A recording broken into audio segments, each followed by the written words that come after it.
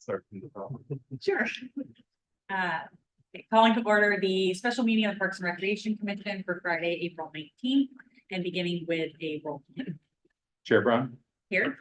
Vice Chair Freeman. Here. Commissioner Cribbs, Here. Commissioner Greenfield. Here. Commissioner Kleinhouse, Yes. Commissioner Oche. Here. Commissioner Webb. Here. And Councilmember Baker. Here. Chair, that's 8 present.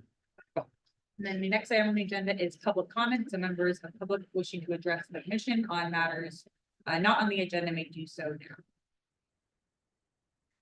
We may have one public comment Okay. in person. I'm not seeing any hands raised online. If there are any speakers on Zoom or YouTube, please raise your hand. And I will give our public speaker here an opportunity to come up to the podium.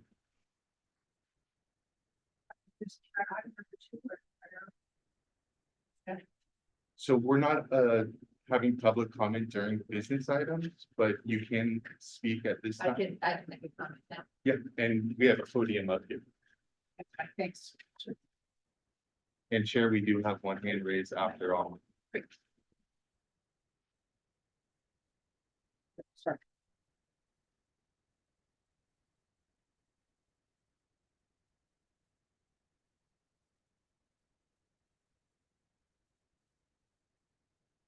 Let you know. Right.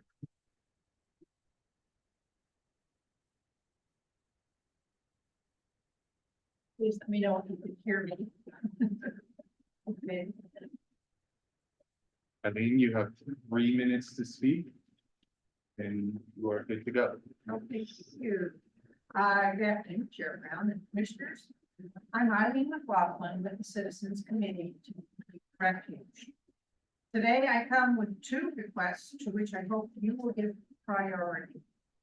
Several years ago, the Baylands Comprehensive Conservation Plan update seemed to be high on Commission priorities. Somehow it now vanquishes in attention. That means its outdated content is a record used by every project that uses it as a reference. And as I recently noted in the East Palo Alto Sanitary District plan, to lay a new sewer line along the golf course perimeter, severely impacting habitats adjoining and in the golf course. Next, second priority. While it may seem an issue suited to Environmental Quality Commission oversight, in Palo Alto, this commission must pay attention to mitigation on lands it oversees. As described by Emily Renzel in a letter to City Council recently, management of tidal flow and the associated tide gates of the flood basin is a mitigation requirement since 1975. Repeatedly allowed to fall functionally and with substantial impacts on wildlife and habitat. Page 24 of the existing ACCP discusses mitigation areas, but neither of the projects that I am mentioning today. Of more recent vintage is the golf course mitigation for its redesign. It is now well known that mitigation is incomplete, unmonitored, and thereby inadequate for wetlands and wildlife that were to be protected.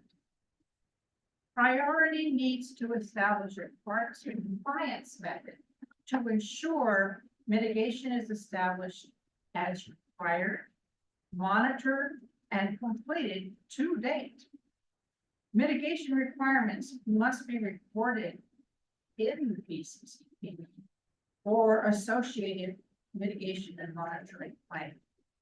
No other standard is sufficient. To start, both mitigation issues mentioned here need thorough, prompt, publicly transparent action. Thank you.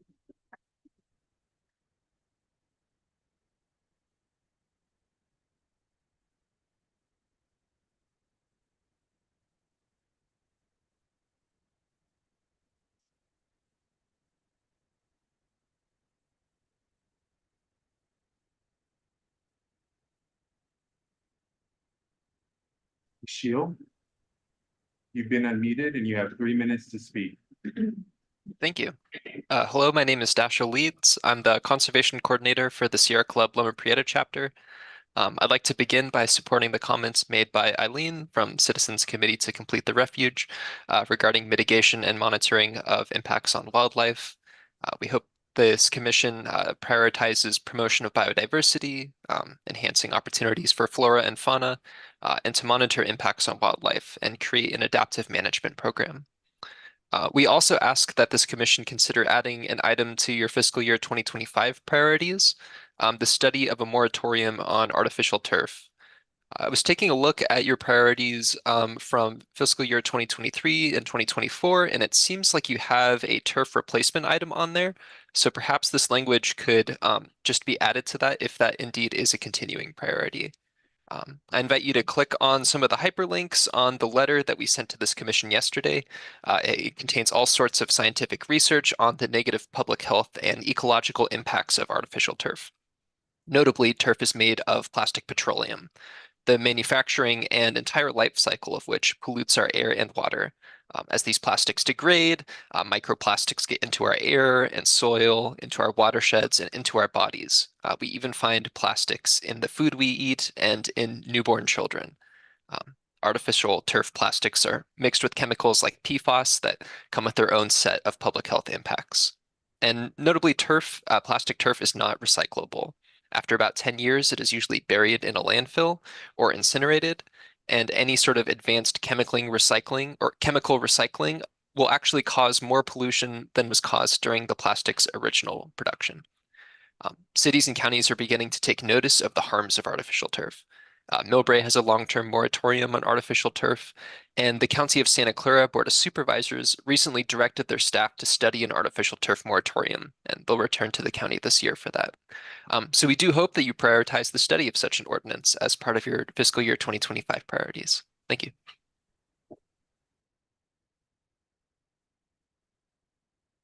Chair, I'm seeing no more hands raised online or in person. Thank you to our speakers. Moving on to the next item, agenda changes, additions, and deletions. Any changes proposed from the commissioner? Okay, we'll move on to the business items.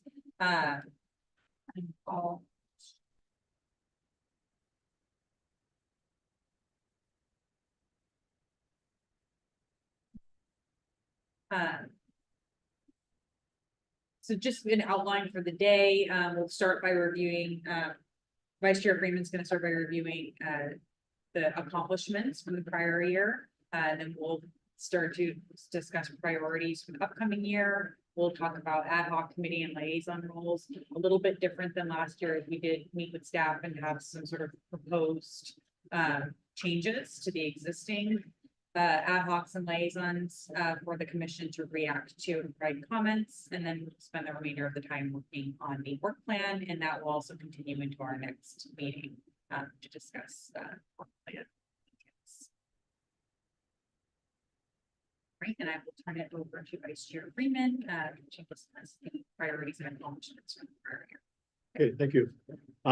Looking at the presentation and looking at the number of items that were presented by the rest of the commission, in some sense, it seemed like, dated from meeting to meeting, it seemed like we're crawling uphill. But when you start to look at putting all of that together from the input that we've received from the commission, we've actually done a lot in the last year. Doesn't seem like that, but as we go through this, you'll see that there's been a lot of things that have been accomplished. We still have a lot of things on our plate, and hopefully we'll be able to move forward with a lot of this initiatives going forward in the next this coming year.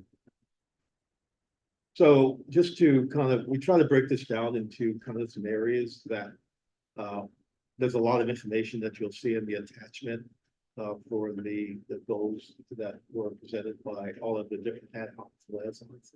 But we try to sort of sanitize this in a way that you can really get a feel for some of the things that we've been able to accomplish. The first one is to meeting our objective, which is to optimize resources to offer diverse recreation opportunities and community health and wellness. And part of that, our balance is to try and look at how do we balance, providing our citizens, with, opportunities to take advantage of our parks and recreations and so forth, throughout our community, and at the same time, protect our habitat and trying to reach that balance. And I think that, that's one of the challenges that we seem to be able to, that we wrestle with, but we're able to kind of, keep that balance going, especially, receiving input from the community and reaching out to the community, getting their feedback. And that's, I think that that's one of the positives, is that we're trying to be as transparent as we can, but at the same time, receive the input from our community. The others to advance equity, access, inclusion programs, parks and open spaces. This goes, I think, in line with trying to reach that balance again.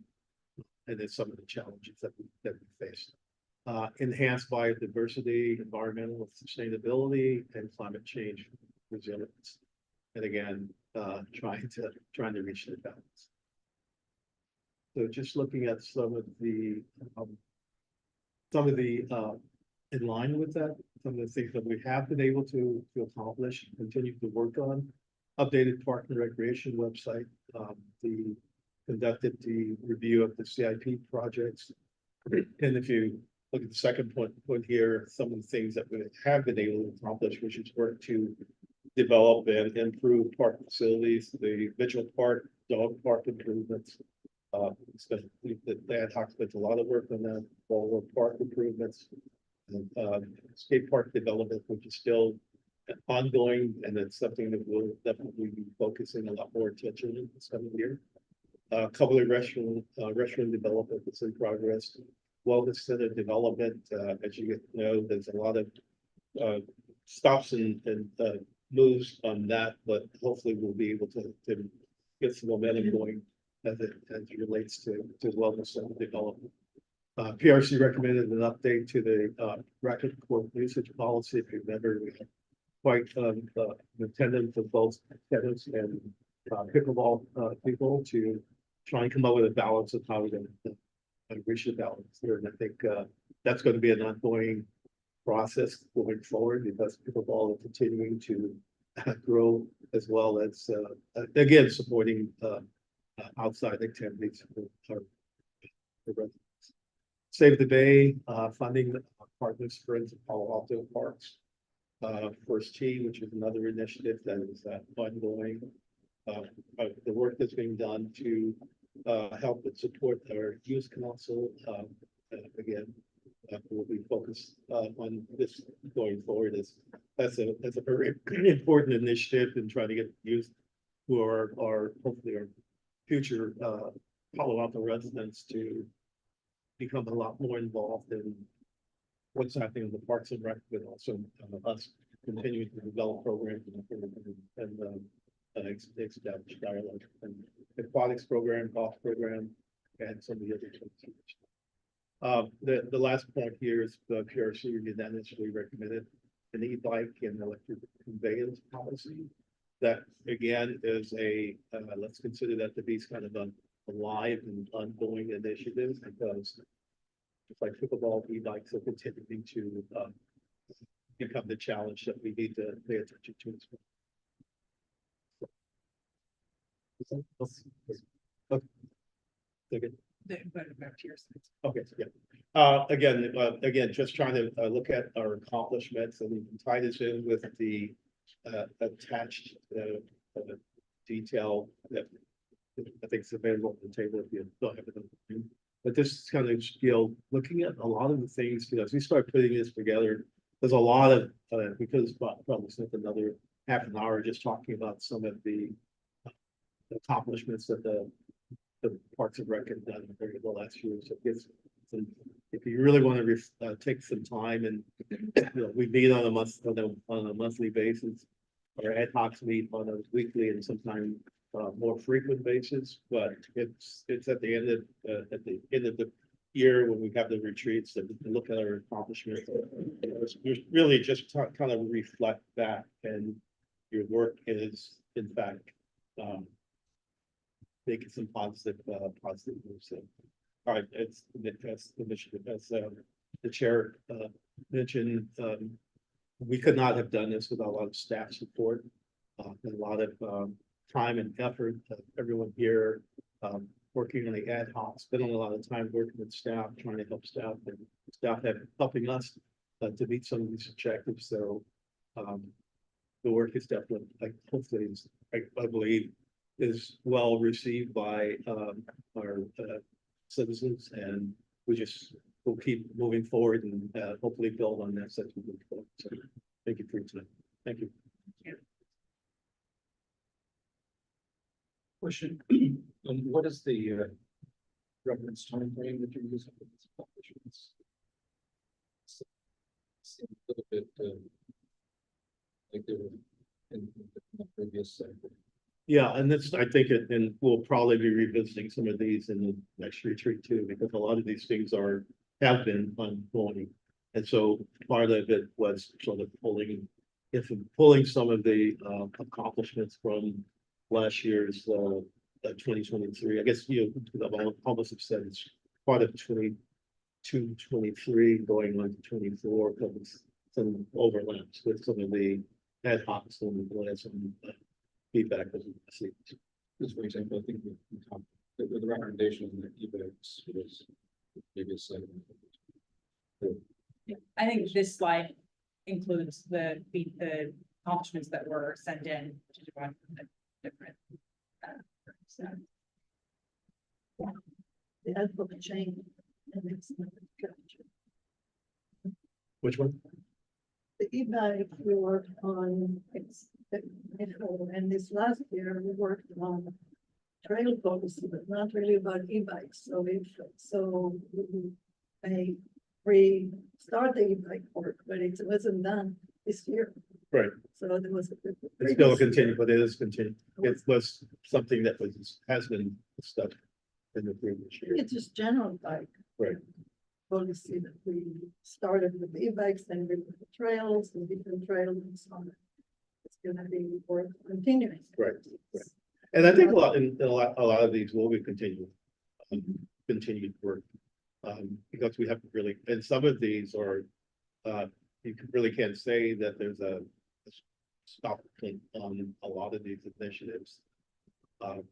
We just have to, and that's kind of what we'll be doing in the retreat, is maybe looking back on some of the things that we did last year, the year before, and how can we build on those to get to the point where we can get to.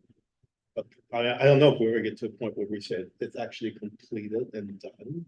There's just too many things that are happening, both on the environmental side, but also the different technologies like electronic conveyances and different sports. I mean, we're dealing with pickleball now, but this might be something different in the next 2 or 3 months. It might be already be something out there that we haven't heard about yet. So we just need to keep our options open. Say, Commissioner Greenfield, I appreciated the question because I had the same question when I looked at the attachment. But before I say anything more, I just want to say, Vice Chair, this is an impressive report. And look back, and it's wonderful. I think with respect to the e-bikes, there were the specific bullet points in the attachment have November and October 2022 things, I think, to the commissioner's point. And then there's a bullet point on the February 2023 directive from council. And then my recent requests about clarifying that. So I think there would be ongoing work in that. We are going to be expecting a report back. So, and I just want to say, I won't go into any detail, but that part of the reason from the council perspective of the referral back to this committee was because of the expertise and deference that we wanted to pay to this committee. Because there was what I viewed a terrific unanimously recommended policy that came to us. And then there were issues where we wanted to get more granular. And there's obviously a divided council, very closely divided, we'll agree on this. And I believe the majority, as part of the resolution that passed, said, hey, instead of making more granular policy from the dais up here, let's go back to the people who've looked more deeply and done all the wonderful work that led to the unanimous recommendation to us. So what exactly that ask is, we've discussed offline and we're waiting to hear back from that. I think that the reason we came back was because we knew all of this great work had been done with constituents, payback, various people. And instead of just, getting to that more granular decision ourselves, we wanted to put your thoughts. So Yeah, and I think along with that one, and no, along with that one, I think Commissioner Thomas can support this as well, is that would that have to be further expanded? In other words, do we have to look at maybe forming another ad hoc to look at that in more detail than what we had before?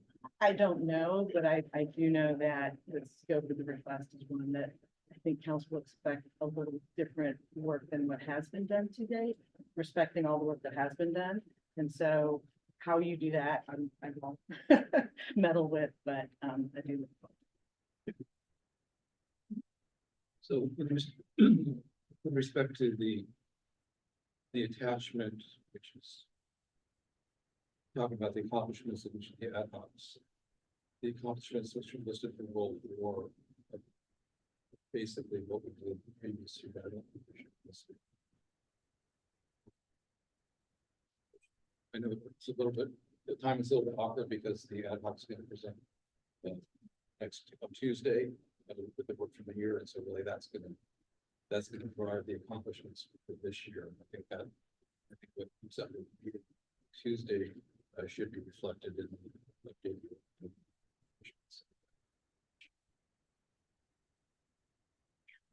Respect to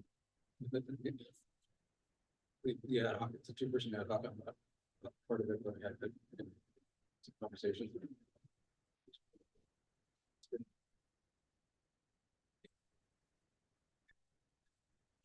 General council director addressed that there's not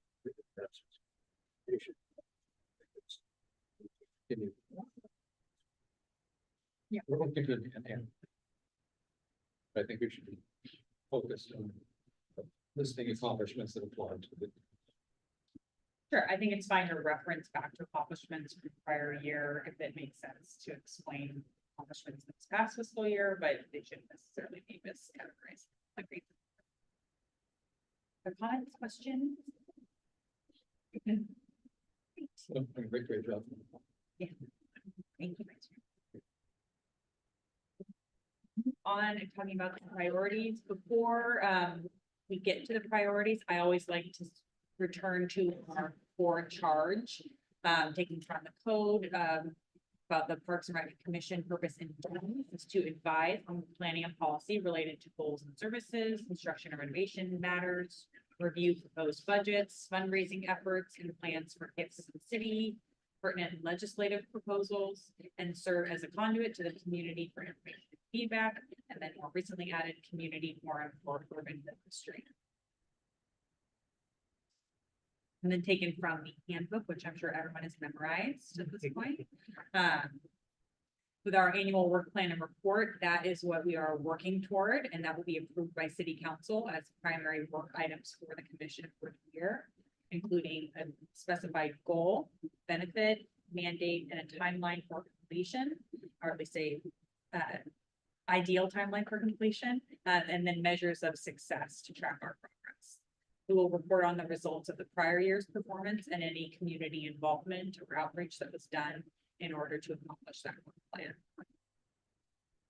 The ad hoc committees are different than the liaison role in that they are temporary and advisory. They have a defined purpose and time frame to accomplish that purpose. And I think that's something of what we're getting out of this e-bike ad hoc, is defining that purpose in specific time frame. They're not subject to the Brown Act, and they are created by action. Members are appointed by the chair or action of the commission. We do have several documents that guide the Parks and Recreation Commission, and this is not a exhaustive list, but these are several of them with the master plan, the Parks, Trails, Open Space and Recreation Master Plan, which has been highly discussed amongst this group in the last year and will continue to be. The urban forestry master plan, sustainability and climate action plan, which is being updated, and then the green stormwater infrastructure, we could add the bike plan that's currently underway as well. There's lots that we could incorporate here. This is just a sampling of some of the documents that serve as a guide for a lot of the work that we do. Then I'll ask if staff wants to give these presentations, Sarah. Sure. So in terms of staff priorities moving forward and Long, feel free to also jump in. This is the proposed CIP list that we put forward to move in the upcoming fiscal year, which will be starting in July. We've outlined all of this with the ad hoc committee, and then in addition to that, we've also taken that list to the commission. You'll see parks, open space, and then golf outlined in terms of these CIP projects. I don't think I need to go over the list, but you can just see it is there is quite a bit going on here and lots to be done in the next fiscal year. Some of these projects also from last or this current CIP year will be a continuation and a blend that will be completed in the next fiscal year, but will be already encumbered this year. So I think we can go to the next slide and we have. So should we go into our next priority projects? Kristen, I don't know to- Sure. Or do you want me to? It's either way. Yeah, so there's some additional priority projects. There is some additional work to be done with the equestrian and bike access into open space preserves, including the e-bike policy. We're still working on that partnership with First T for the youth area improvement project. One of our goals is to continue and to increase offering diverse programs for the community. In one way, we're starting to advance this slightly as hiring a new accessibility and inclusion coordinator for the department. So we're in interviews right now for that. Re-examining the racquetball policy, which includes obviously tennis and pickleball, and then ensuring that we're in compliance with our mitigation requirements. As far as staffing goes, we really struggled to get fully staffed, but we're making a lot of progress in that regard. Hiring hourly staff is constant. There's high turnover, there's seasonality associated with a lot of our positions, so that's cyclical throughout the year. And then I do want to say we did hire a new replacement for Darren. So his name is Steve Castillo. He comes from East Bay Regional Park District. Prior to that, San Francisco Recreation and Parks. He has lots and lots of experience, a very seasoned professional who's done a lot of work with parks, open space, golf courses, and collaborations with community members. So he starts on May 6th. Couldn't be more excited. I know Sarah and Mom and Javad could be more excited. I think he's going to be a great fit for the commission for Palo Alto and the department. So wanted to announce that. And then some of the things that we do want to focus on is retaining staff, especially those hourly employees or part-time employees. How can we, what can we do to have them stay and then potentially grow into like a full-time position, which That happens a lot with the rangers in open space, but there also has to be a position for people to go into. And then providing them with professional development and succession, so that when people do leave and retire, that you have a natural, replacement to go into that position. So, that's sort of where we are with our staffing. Any questions? I do have one. And again, it's been great working with the staff over the last year, 2 years, but period of time here. Lost track of that. But it's been great.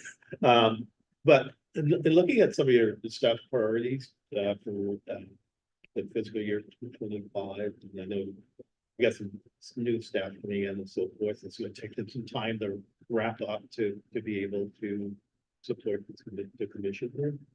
And looking at your priorities, how have you factored in new people coming in, workload, I guess, on existing staff, and prioritizing which one of those you think will be on track to be as close to being finished or worked on? I know it's kind of. Yeah, so I hear what you're saying. I mean, that's a really good point. I think these projects were planned already and will continue to move forward. I think we have a great opportunity with Steve coming in and Sarah being relatively new to really they can work together to divide tasks, to see who's, can take the lead on certain projects. It's really an opportunity to create, not necessarily that they have to create something new, but if, just some different thinking on how we might be able to accomplish some of these projects. I don't know, Lon or Sarah, if you have any more to add on that as far as prioritizing the priorities. I don't have much to add other than I think when Steve gets here, we'll have a better picture of how we divide and conquer and prioritize these items. We do know, obviously, the mitigation requirements is a high priority for our department, and I know we're focused on that. But that's not to say that the others are not a prior, they're on here for a reason, so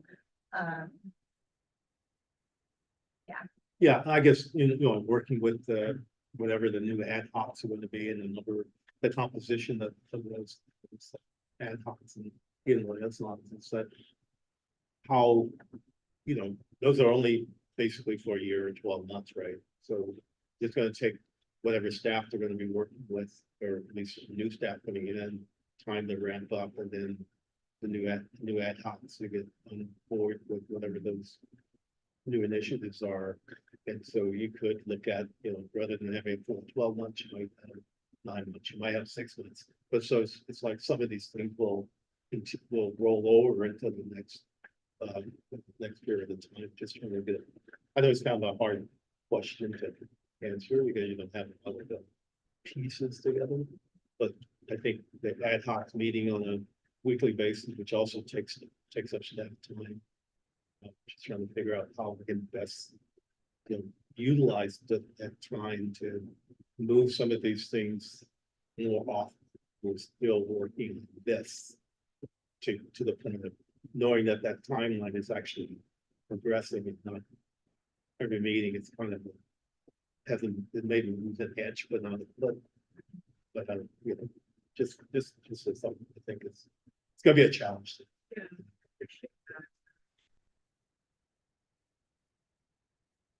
Good or not? So we're gonna discuss priorities. Okay? How do the priorities that we identify with the adults that are going to address them going to be reflected in the staff priority? I'm thinking of one example is the BCCP, which has been done years ago, and one of the speakers mentioned her complete or adopted And if, by now, it really needs to be, the section that probably update. So I don't see that here, and I was wondering if this is still a priority to complete the BCCP. In the general plan, comprehensive plan, there was supposed to be a comprehensive management plan for all the three open spaces, the Baylands, for Restotero, and for Foothills. And what we see is projects moving forward, and there is no comprehensive plan for any of them. For one, we have a draft, which is better than nothing, but I think that should be one of the main priorities within whatever conversation we have here about that. And you know, when we look at e-bike policy, that should have been part of that too. So because we don't have one, we're looking at different pieces of this elephant and not really combining into one animal. And so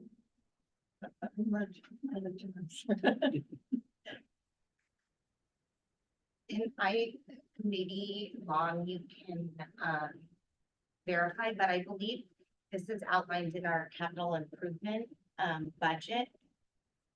But Right. is, The BCCP is what is, the CIP that is not closed out, it's still about the CIP. There is more work that's still need to be done with it. And we're not trying to say that this is not all inclusive list of all priorities. We also have other priorities that perhaps we know of and we do want to dedicate time to, that's not necessarily on here. So like you brought up the BCCPs, not just for Baylands, but also the other preserves would be. There's also other projects that we don't know, skate park project. There's also the and at looking at the facilities. Those are also the horizon, but those may not necessarily be in the immediate near future. Those are all this coming year, and perhaps some of them will be longer this coming year. So I'll go back to my, Yes. the BCCP was an example of a broader question about how various priorities that are identified today and there is ad hocs maybe assigned to them going to be reflected in the sub priorities later, or they just wait for next year. I just don't know. Well, I think Sarah brought up a good point. With our new assistant director come in, we will have to balance and perhaps shuffle. And perhaps, you know, of a list of items that we want. And I think that'll flesh out what's gonna be looked at and perhaps completed as Vice Chair Freeman says, you know, in 3 to 6 months, and what may not be completed in 6 months, but it's still on the list of items we're working on. and obviously, things are fluid. Obviously, with council direction, that impacts staff and our workload changes based on their recommendations. So, yeah, I think just going back, this isn't a comprehensive list, things come up, it's fluid, and based on council decision, priorities change. Yeah, I think this is one piece of the puzzle. We'll be discussing some of the ad hoc and liaison, existing ones that may carry over, some new ones that may want to be added. And then we also have the council priorities, which I have on the next slide, making sure that the work that we're doing sort of nests or marries nicely with the council's vision. In terms of ad hocs and how it relates to staff operational projects, the purpose of ad hocs is not to have oversight on the operations of the department. It's to really do what we do best, which is getting community input and discussing policy. So if there are things that are being handled operationally by the department, that doesn't necessarily warrant an ad hoc or even a liaison role. And it certainly warrants updates, which we've been getting at our commission meetings. And so I think that's the proper path for that sort of need. Just backing up, I'd like to just clarify that BCCP is the Baylands Comprehensive Conservation Plan. That's one particular space. When I started on the commission, BCCP was almost completed. It's languished. It's exactly. the initial plan was to tie that off and then begin started foothills. Consideration. So that we haven't made any progress there. So part of the questions I think Shawnee's asking, and I agree with, is how we're prioritizing the work and the efforts of these. And certainly I want to suggest that the staff does a great job with the resources. It's very dedicated to the work and the projects that are prioritized, and highly valued working relationship that we have with staff. But part of the question is the priorities seem to be based on resources and some of the abilities of staff and environmental side. Prioritization doesn't seem to be happening. I think it's worth asking.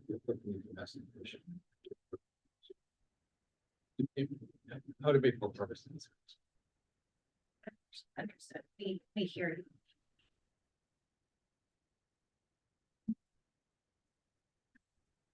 Sarah, thank you for gotten up to speed with us here. Well, the last bullet, compliance with mitigation methods, does that include the golf course mitigation? Okay. Yeah, I think. what we're looking, but yeah, there's more background that we are currently conducting. We've been in touch with Valley Water. Our rangers have background on that. Since doing that, the typing walkthrough, and ensuring. Yeah, there's just more research. The BCCP, which hasn't been complete, but includes quite detailed description of what was required. I don't have the original documents that it's based on, but there are requirements for plus minus 2 feet, between 2 feet, minus 2 feet and 2.2. Like there is very descriptive requirements there that probably come from the application for the land for Newbie, for Bixby Park, which was a landfill, so there were mitigations for the landfill. So take a look at that. Could I also just ask another subject? What is the youth area project? Is that what you're? Is that the accessibility inclusion? The youth area project is a proposal for a long-term partnership with T. Currently, they're adjacent to the driving range on the Embarcadero roadside. There is an area that was intended for use as a youth practice area that needs more additional work to get to that point. And that's what the reference is to. Okay, so it's part of the first year project. Yes. Remember the plan was. Thank you. And Kristen. Sarah mentioned improving accessibility. So that's something. First, that's the first part. So what is, could you elaborate a little bit? So, and the way we operate right now as a full department is, and I'm not necessarily talking about like physical access, more, like side slope of sidewalks and things like that. I'm talking about accessibility to programs. The way it works right now, it's very ad hoc. So someone calls and says, I would like to have my child participate in a program. They're 12, but they have a developmental age of 5. What would be appropriate? And we don't have a single point of contact in the department who can help families, individuals with those questions. So our first step is to, at some places, it's like a therapeutic recreation coordinator. Our working title is accessibility and inclusion coordinator. And so this individual would help with those types of questions, help identify, gaps that we have in the department for providing access to programs, types of programs, things like that, that work closely with the Magical Bridge Foundation. So, it's a step where I feel honestly as a city that we're behind the curve on providing opportunities for people of all abilities to participate compared to other cities. So my goal is to incrementally get there, and this is sort of the first. So this would be cross the programs within the different areas of CSD, so. Yeah. See. Exactly. This is special. Is it related to special ed? Special ed. It's possibly, will be a brand new position, and so we're gonna sculpt it a little bit as we go. It's So, great, we should, yeah. yeah, we should. I'd like to ask a couple questions going back to the staffing, which I think we're all excited to hear about. First of all, what is Steve's full name? Who's the new Darren? Is that good? But Steve, and his last name is Castillo, Castile? Castil. And then right now, how many open positions does the department have in sort of the management, the full-time? Arena? In the whole department. Yeah. I would have to look. Okay, well then what about just recreation and parks? Is that easier? Our divisions. In regard to management positions, I believe with the new hire, we will. It for sure in parks and For parks. managers. I wanted to hear about that because one of the concerns all last year and the year before was that it was taking a long time to get the positions moved forward. So just the length of time it took for Damon's position to be replaced. And I guess that's typical now, but it really impacts the work that the community services can do. So if we're full, that's great. If there's some out there that are still in HR, I think it would be great to. I would suggest that Darren's replacement. I thought it was lightning speed. Compared to the past. So I would just say. Not the best. There are counterbalances. Looking at the benchmark. It would have been great if somebody was ready to go and could have taken over and learned from specifically from Darren and have that historical perspective. And it's probably not the way that things are done.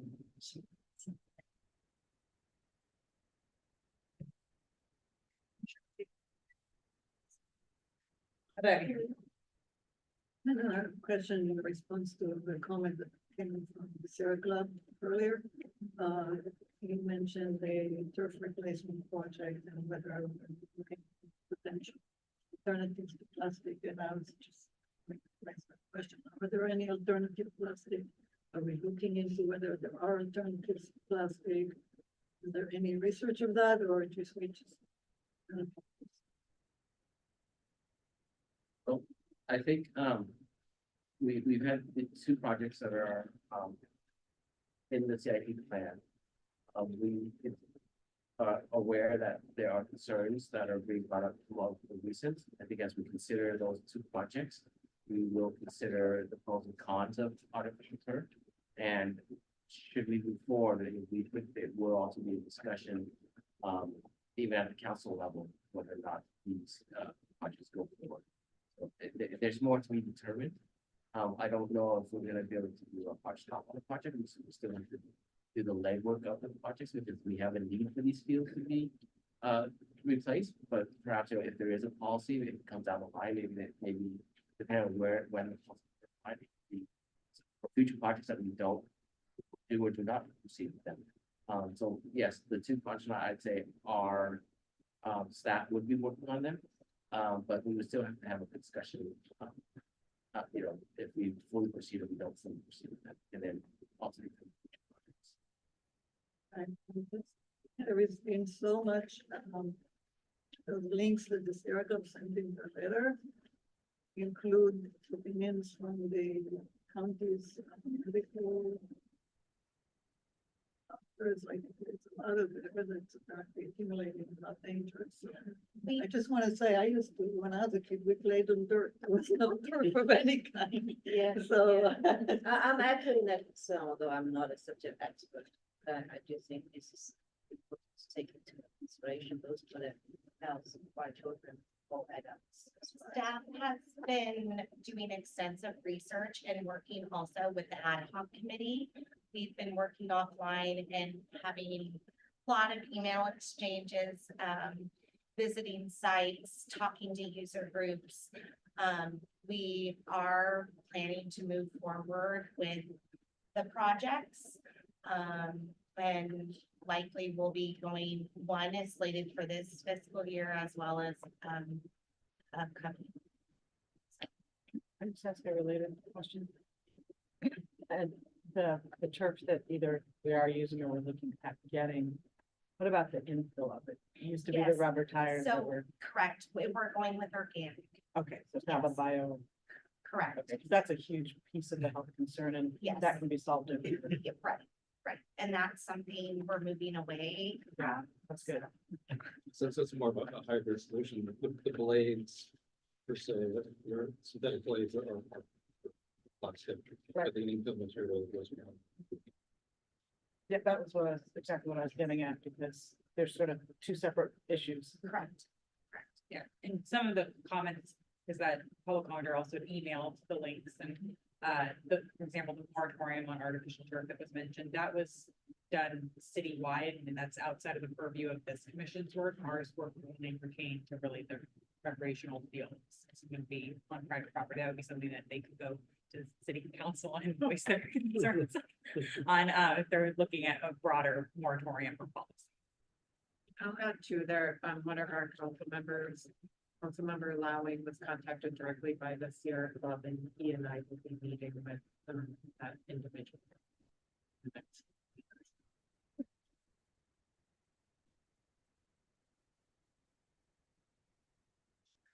Staff.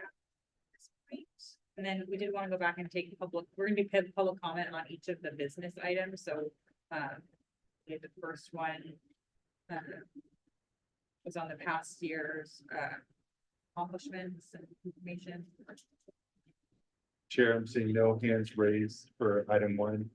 I would like to give Eileen an opportunity as we are giving public comment during the business items. Eileen, is there anything you would like to add to your public comments said earlier?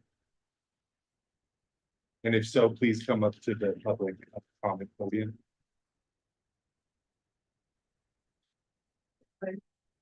Take that opportunity. We'll give you. Organized, we've written it all down, lost by the. Nice, I can. I guess I continue to be concerned about, what I'm hearing about, I guess, BCCP and moving it forward. Generally, plans like that set the guidelines and are used then to, manage and set the standards for managing the areas. And we don't have that. We don't have the mitigations, for instance, and the fact that there is mitigation on the flood basin associated with. These should be things that are setting the priorities for action, maintenance action, just under compliance. That should be described in there, and clearly the current ECCP, not even the draft, one that actually exists out there in the world for other projects to look at, whether it's horizontal levee or, the Valley Waters floodgate, the tri-gate replacement. It's using old information and it doesn't get any, for instance, looking at that, what the mitigation is for that particular location. That exists, but it's nowhere being applied. And there's other aspects I have previously, several years ago, Because, they were Loudmeister and called the, it's called Baylands Nature Preserve, and not identified as being, fully managed by the non-Edwards National Wildlife Refuge. And that produces confusion because no one in Palo Alto seems to know that it's actually the Fish and Wildlife Service, the refuge that are in charge of managing it. And the specifics can be laid out in the BCCP, saying this is who you contact. Because they're the ones that are responsible for that thing and are managing it by the way free of charge to the city. So there's a lot of detail that can make this Baylands much more efficient and much more informative to the outside audience. And it's disappointing to see that it's, well, it's not in somebody's line of priority, or maybe they're not really looking at how it's used, how it should be used. And that's kind of where I'm going with this, and I'll shut up because I'm going too long. I think. Chair, we have no more public. So with that, I just wanted to, before we discuss our priorities for the year, just connect with the council's priorities, because we're all on the same team here. And so making sure that ours align nicely with the council's, which I think we've done a good job with in years past. So just keeping that practice alive. So climate change, and natural environment protection and adaptation, community health, safety, wellness, and belonging, economic development and transition, housing for social and economic balance. And then just offers opportunity to Councilmember Baker to speak to any of those our work. I can just very briefly say that we generally adopted the same four as last year, but we tweaked them a little bit. And one that may be particularly relevant to this commission is the second one, which was more community health and safety previously. And this year we intentionally added wellness and belonging.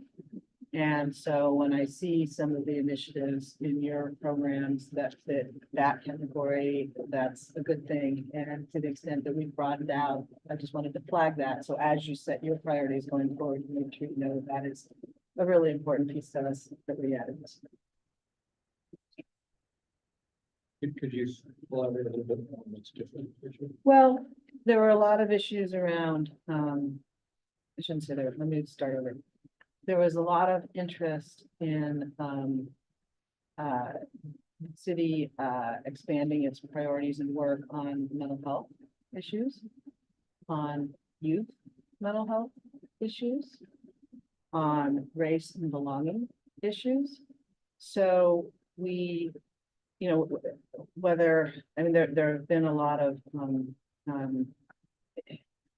we've heard a lot at city council during public comment about all of those things. So even though they have not been necessarily specifically agendized here and there are things clearly of concern to our community. And so when we think about community services and we think about this committee, you know, those are the things that come to my mind that we wanted to make sure and lift up and make more central to them.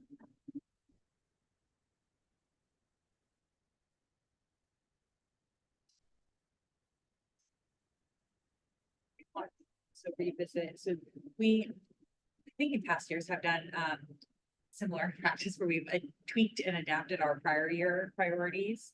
So these are, we're going back to the fiscal 2024 priorities, and then as just sort of a framework, but we don't necessarily need to tweak or carry over these ones. We'll be up to the commission for input or suggestions over this coming year. This first observation I make is that city council's first two priorities directly applicable to our team of education. 34.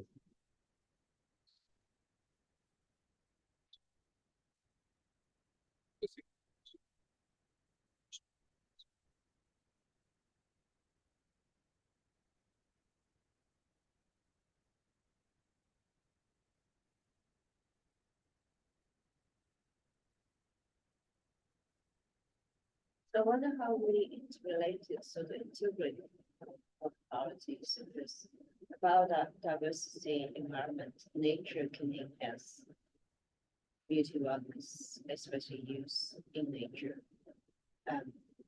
In the reflecting on the patient work and the accessibility to parts of nature. I like said about business.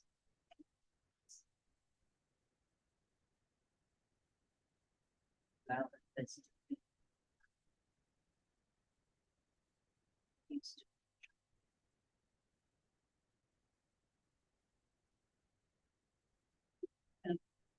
interpret that as provide access and they will come, but we don't have specific programming and we don't have a way to get there. So like if I think about even a rescue there, we don't have a shuttle to bring people to a rescue there. If they just wanted to take an hour's walk and explore themselves in a trailer. So I think it's not just about access, it needs to be, and I don't know, I know you talked about doing this before. Program that brings people and facilitating the people who can't get there easily, like you, so how do they get there? Yeah, transportation is a big issue. Say, what will not, how do we use and how to get there? With our plant link can have a path to nature and destination. Because there might be Just the stops for restrooms. Kristen might be able to remind me that in the council, we talked about. At council, we talked about the potential of expanding the link service for youth for free to mental health services. Perhaps, I don't know, but this could be something that we could explore using for access, because I think your point about access to like if we create the programs in the open spaces, they need to get there. So there's some precedent for it, is my point. In the comprehensive plan, have a shuttle to take people to the nature preserve. Yeah. I know. Well, That is exactly. and so when we, the council considered, starting this shuttle back up, instead we decided to do the link service. Right. So perhaps there's an opening there. And I don't know who, we talked once about ranger program for youth, but that was difficult because we didn't have stuffing to take kids on a ranger program, stuff like that. But I think that could be wonderful for groups to go one day, even one day a year to be a ranger. Yeah, I even talked to Darren about that as I come back to the ranger program for our youth. Like once a summer. Can we do an adult ranger program? Yeah,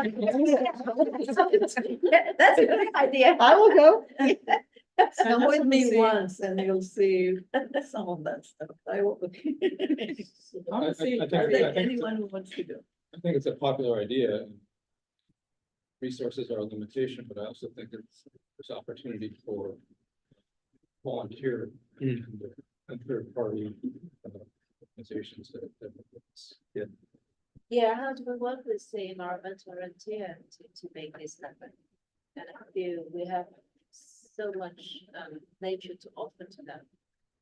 And how do we bring them into that, whether they can do park ranging, dance, coach riding. I recently qualified to be a naturalist by Bay Area parks, and it's really interesting. Park ranger from Santa Clara County teach us how to do nature journaling. I thought they would be great for our teams to even be there for a day, do nature journaling, look at birds, look at plants, taking stuff out of their head. There are dozen programs that other jurisdictions have. I think we tend to rely on program organizations. We need naturalists for the city, by the city, and take people from the city to nature walks and to show them. I think that's, but the part of what we're missing is that we delegate it all to partners, and partners, they also have other things to consider, like there are, is that going to bring a lot of donations or not, stuff like that, is there a nonprofit? And I do think that if we wanted to develop this needs to be within city, not just within the Just as an add to this, we will be discussing this at the Foothills Partners upcoming meeting. The rangers, them themselves will be implementing new programs in the near future that they already have slated, so we'll be discussing that. There's also an opportunity that I recently had a meeting with David Moss I believe he's on several different organizations, but we're planning to work with the environmental volunteers on showcasing some of their art up in the nature center and the interpretive center there. So I think there is more work that needs to be done, and we plan to have an item on the upcoming agenda to discuss. For this group or only for the? We're gonna start with the Foothills partners meeting, which as well as Commissioner Green. Well, we could talk about a lot of these things around the opening of Woodland Park. To bring especially underserved youth up to Foothill, using the shuttle, using the link, using whatever, doing a dosing program, doing programs with the community college where like they've done at Jasper Region. So it's all good that we're talking about it because it still needs to be on the list because that's really important. We have to bring kids, especially to nature. You know. The other element is sort of related when I was on the mayor's youth mental health task force. There's a discussion of voice from actually our own Matthews, the Pilates League Council, youth council member, to have to come to our commission, but also have a role of maybe youth commission. If maybe that's the city council to add one more commission actually coming from youth. Maybe they can come to sit, not everybody say reporter to address their needs and how we can help them to bring them to nature, have more nature working.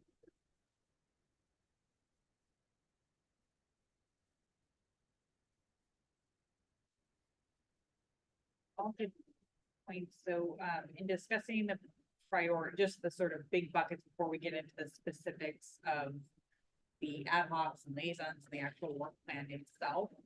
This is just carrying over the prior year priorities and just looking for discussion amongst this group on how or if we want to change any of these, given the landscape and then the council priorities.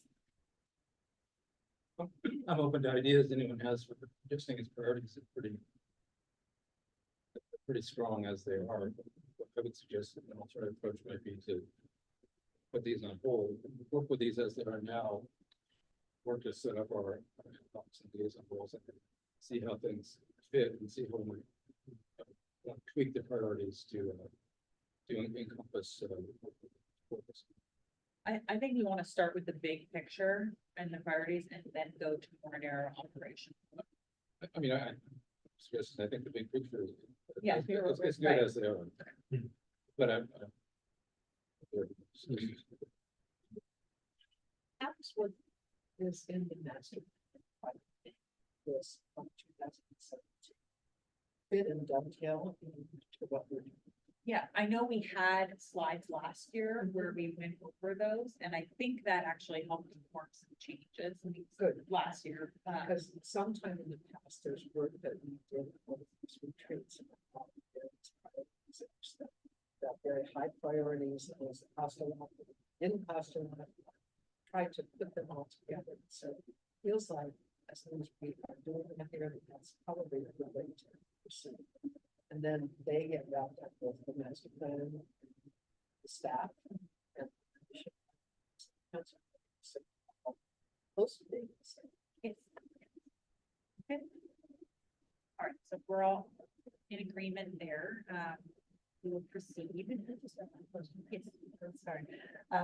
But as having just come from the climate ad hoc and hearing that and having that huge personal priority.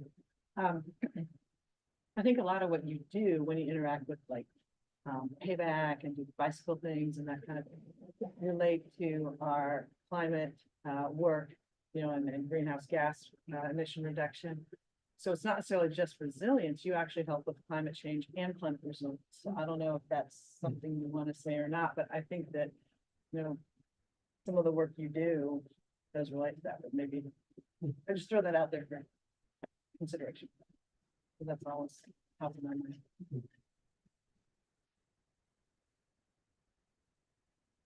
I'll add to that. I always look at what we do in community services, and it's part of this commission is everything we do is for community health, safety, wellness, and beyond. I mean, I feel like that's why we're here, to provide that to the community. So I think these priorities fit perfectly into that, but I think, like I said, anything ties back to that.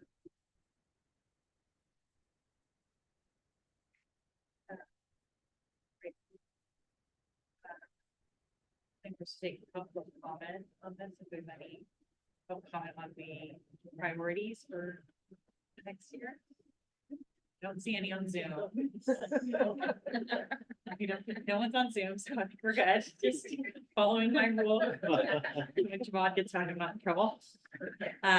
All right, so now we'll move on to establishing an assignee ad hoc committee and liaison roles. This is a proposed list, so the vice chair and I met with staff just to discuss the existing list and what we sort of thought to propose to this group in terms of modifications. These are just suggestions, nothing set in stone, everything can be Control Z undo. But the idea here is to have that pre-meeting with staff to determine what is operationally feasible for the next year in terms of creating a manageable workload, reasonable expectations with the community, and making sure that we are still moving forward on our key priorities.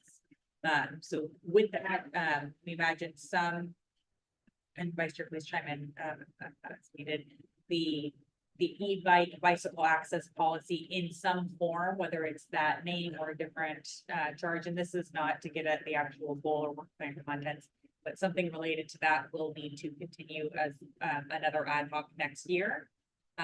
Master plan review, that was always envisioned as a multi-year project, the phase 1, phase 2. So there would be some sort of ad hoc continuing to work on the master plan, look back at how that could be implemented or moved into the future. Park dedication, that was kind of an ongoing project, and we had specific goals for last year with new goals being proposed for the future year. Playing field policy and projects, we know that there's additional work that needs to be done on that. That would continue as a new ad hoc. And then the recreation wellness center again would continue. So this is proposing to remove the grant opportunities. I think there was a lot of good research done, a very robust report given to the commission on lessons learned, and sort of it was our impression that that could be handed off to staff to take those lessons learned and implement them, as well as working with our community partners. And then for the recreation program review, again, very robust report, and that could be sort of folded into the master plan review, the next phase. And that was, we talked about that last year a little bit. So before going on to the liaisons, are there any initial comments, thoughts, questions about the ad hoc and vice chair? Yeah, I'm thinking of like the bicycle and e-bike access policy. Is that a title that covers the other types of electric conveyances, like scooters and those types of things that are that that those do encroach into the park? Does by having this title, does it limit incorporating those other conveyances into looking at that policy? How it doesn't include horses. Excuse me? It probably doesn't include horses. No, yeah, I think yeah, that was exactly. I think the main issues with that were around patients, not everywhere. Unless somebody has a different idea, but I think the main issues that we would have to continue working on are the balance. And I think this could be part of the, in my opinion, balancing to move from liaisons to ad hoc, either as balance alone and include this in it, or alternatively, really look at all the parks and what is happening to the natural environment in our parks. Through this, I have a disclosure here, because of the bike, ad hoc, I walked every trail in every park in Palo Alto in the last year, every one of them, and more than once. And what I've seen is a lot of, well, I'm trying to think how to say that. It's not enough stewardship would be a kind way to say that. There is things happening and there is a lot of impacts that are not being addressed at all. It's not only as mitigation requirements, it's just things that are happening and it's part of people enjoying nature. It's totally understandable. And sometimes it's part of not enough resources to address an issue. And so there's so many things there that I feel need to be addressed in every one of our natural reserves. So Baylands for sure, because there's so many things that are involved there right now. And bicycle and e-bike access could be one of them. I think that after our presentation next week, people will have a better understanding of what we see there. But because I don't want to kind of preview what we're working on in a few days. But anyway, I think that it's no longer a liaison problem. I think it's hard to know without having a report back from the commission what it's limited to or what the scope should be. I just want to be mindful that the ad hocs do have a defined purpose, length of term, and rather than making it this broad overreaching goal, it should be very specific. So if it's the Baylands, I can look at a few of those, right? Include the mitigation issues, work with staff, see where they're at, both for the and include the golf course, include the tide gates, include the bicycle access or other things that want to have access there. Look at management of the resources there, which is, years ago, we asked staff to prepare a mowing plan for Bixby Park that will minimize impacts to nesting birds, for example. So that's part of the BCCP. I hope, I'm not sure. So the BCCP should be part of that. The management of the resources in general, and it's a very broad one. So if we only took that for Baylands, I can make the list, but I think it's really, really critical because there is so many things that staff tries to do, but there is no guiding document right now, or at least it hasn't been approved yet. And in some cases, it's just left to people without a lot of without supervision. What would the specific goal be for one of those items that you listed? To ensure that, to provide, the access and all the document, everything we said about access and equity, etc. While at the same time, promoting biodiversity and potentially working with staff on adaptive management plans, adopting the BCCP. I don't know, maybe somebody can help me here. I'm thinking as we go. Just trying to think of like milestones, indicators, measures of success. Like I'm trying to figure out it because it sounds to me like a mix of advocacy and oversight of department operations. The BCCP is one, right? The BCCP falls under that. The plan they had for mowing, there's a plan somewhere. It's old and I don't know if it's implemented or not. That's another one. The vision is to promote both biodiversity and take care of nature as well as the access. But the specifics, we do have specific things that are happening. So the mitigations, the BCCP, moving them forward, whether it is to a place where the mitigation is actually compliant, whether it's the BCCP to be adopted by the city, updated and adopted by the city. These are milestones. Like these are very specific goals that are embedded in existing plans. So the mitigations were in the staff priority, so that was being handled in the staff level, but trying to figure out where that. I think we do need to have more visibility, so the ad hoc is, it may be, but it would probably be more than one But would it person. be an ad hoc or would it be differently as long? Because that, it doesn't seem like there's an endpoint. Seems like it's something that would continue. And, you know, that on the ad hoc side, it would be as a start and as an end. Or what you're, Mitigation measures do have to but they're end. ongoing. Not really, they just haven't been done. They're not ongoing, you have a requirement, you have to do it, you haven't done it, that's why we're still dealing with it. If they had done it all along, we wouldn't have a discussion. So if that was an ad hoc, it would. I don't know what happened on this year. So I think we're. Probably, to me, it sounds like we're talking about two different elements. I think having a bicycle, e-bike access policy ad hoc with a specific focus of looking at where both bikes and e-bikes, bikes and or e-bikes are permitted at the Baylands and a person with respiratory issue. That would be a specific focus. There would certainly be overlap with a second ad hoc, which might be focused more on wildlife and habitat stewardship practice plans and practices. There's been a lot of discussion on mitigation, discussion on plans and where we're at with them. Discussion of monitoring practices or something that kind of help pull everything together and focus, but not going to have budget in this cycle for making specific changes, but we can take a step back and review and recommend what to be in the budget.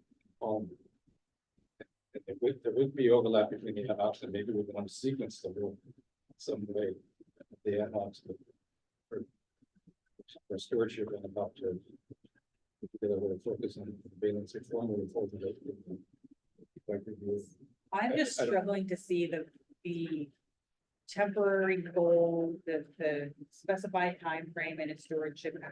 I do believe that's more of an ongoing effort. It does make sense as a liaison. We do have a Baylands liaison. I think that nicely fits there. And then keeping the bicycle, e-bike, equestrian policy as an ad hoc makes more sense to me. I think the stewardship ad hoc could take a look at where we're at with the BCCP. Consider if it's appropriate to try to move forward with that, or should we direct in a different direction? Take a look at all the actions that we're doing and additional actions we should be doing, and what is the guidance? Where's the guidance coming from these documents? I just don't think conducting an audit of things that have been done is necessarily the best use of an ad hoc time. I think it's easy to.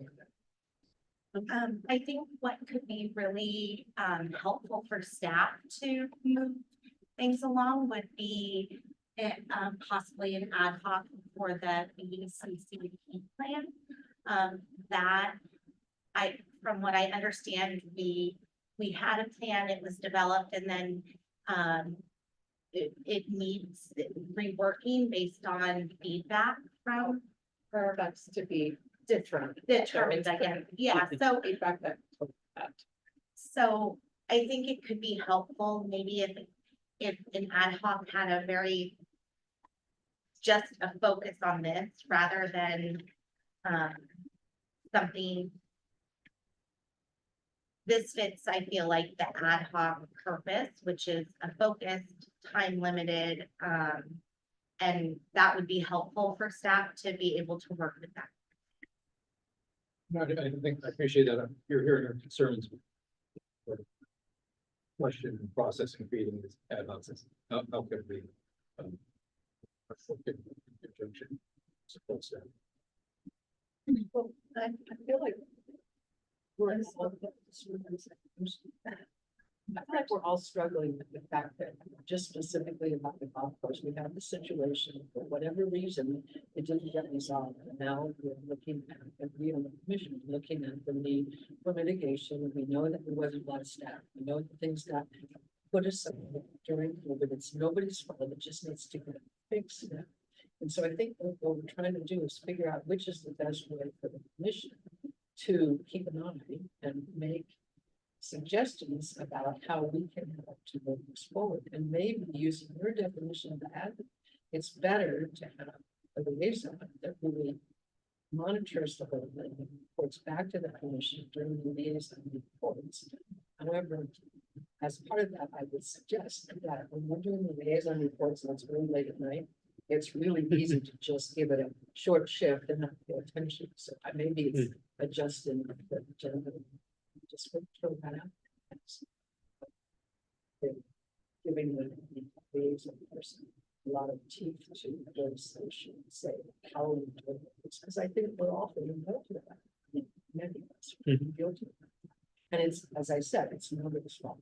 Yeah, and the liaison role is not as well defined as the ad hoc, and so I think we probably all have different ideas of what a liaison role looks like, and I think in practice, it has been a direct contact with staff and also with the community. So when there are interested stakeholders, they know which commissioner to contact, and if they are, for whatever reason, unable to get an answer from staff, it sort of becomes the facilitator. So I'm trying to kind of look at those differently. So maybe we need a liaison for the mitigation issues, which are both the golf course and the tide gate, which we are just learning about, which also seems to have lacking mitigations that were committed to in the 60s. And so there's two that we know. There may be other issues that we're not aware of, and also have some mitigations that were or weren't done, and we just don't know about it. In terms of the ad hoc for the PCCP, I think that's important because there's got to be a lot of changes to the BCCP. Maybe not a lot, hopefully not a lot, but I expect there will be. And there's got to be input from the community on that, and we need to have more attention to it. I think overall, we tend to look at things that are really tangible. Oh, we'll build this a skate park. Great, okay, that's easy. We'll have an ad hoc, we'll work on it, things will happen. Where it comes to taking care of our environment, it's in stewardship, we don't have that. It becomes, as Chair Brown said, it becomes advocacy. But meanwhile, we're losing our natural resources at a very slow and ongoing rate. And if you look at all these social trails and places that should have trails or other examples like that, where do you put that?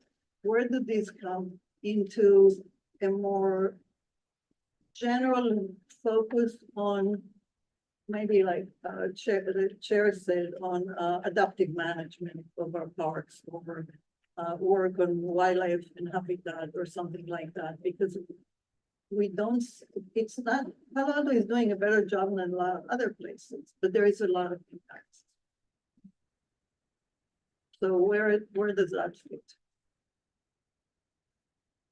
So from what I'm hearing, should it be a general body for oversight of all things related to compliance, ongoing management or mitigation requirements and things like that?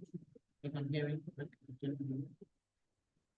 And then also my question was, what would qualify a liaison to become ad hoc? Do we need to rightly define that? That's quite clear. Oh, I'm sorry. So I was saying, do we need a generic bucket for oversight of all the things that Commissioner Reynolds mentioned? And then the second question or kind of like comment was, what would qualify a liaison to move to a status of an ad hoc? Do we need to clearly define that so we're all clear on what the requirements of a liaison is or expectations for a liaison is, so things don't, slip through the cracks?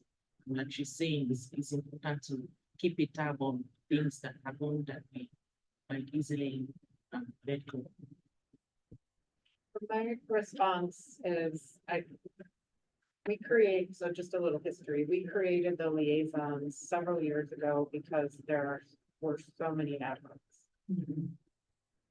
There's still, imagine though, all those liaisons were ad hocs, that it was too much. So we kind of created this liaison to provide a role, but not have it be as depth, but, like you said, it isn't sort of recognized in the commission handbook, and so it's not defined. So I think you're right, if we had some sort of definition of what a liaison role is, that might be helpful. With respect to the mitigation, that one I struggle with because I don't think it's the Parks and Rec Commission's purview to oversee staff and the work that they do. It's like, so that using the term oversight, I actually don't think that's appropriate as a commission. I know there's strong interest in ensuring that the city's in compliance with our mitigation requirements. There's also things that we do that have legal implications that possibly, it's gonna be between staff and, I'm struggling with how we can communicate what we're doing with the commission without it turning into, sort of turning into oversight of staff's work. I don't think that's. So would it be helpful, to besides clearly delineating what liaisons should do, and then my recommendations might be to find topics that are related and group them into one liaison. I know Commissioner Ware and I had talked about this, in terms of instead of taking out age-friendly city out, because it's also a core part of the council's priorities. Number two, in terms of belonging, we don't want to leave any target audience of resident out of what we're doing. And would it help to make it like an intergenerational thing, combining age-friendly city, for example, with youth council?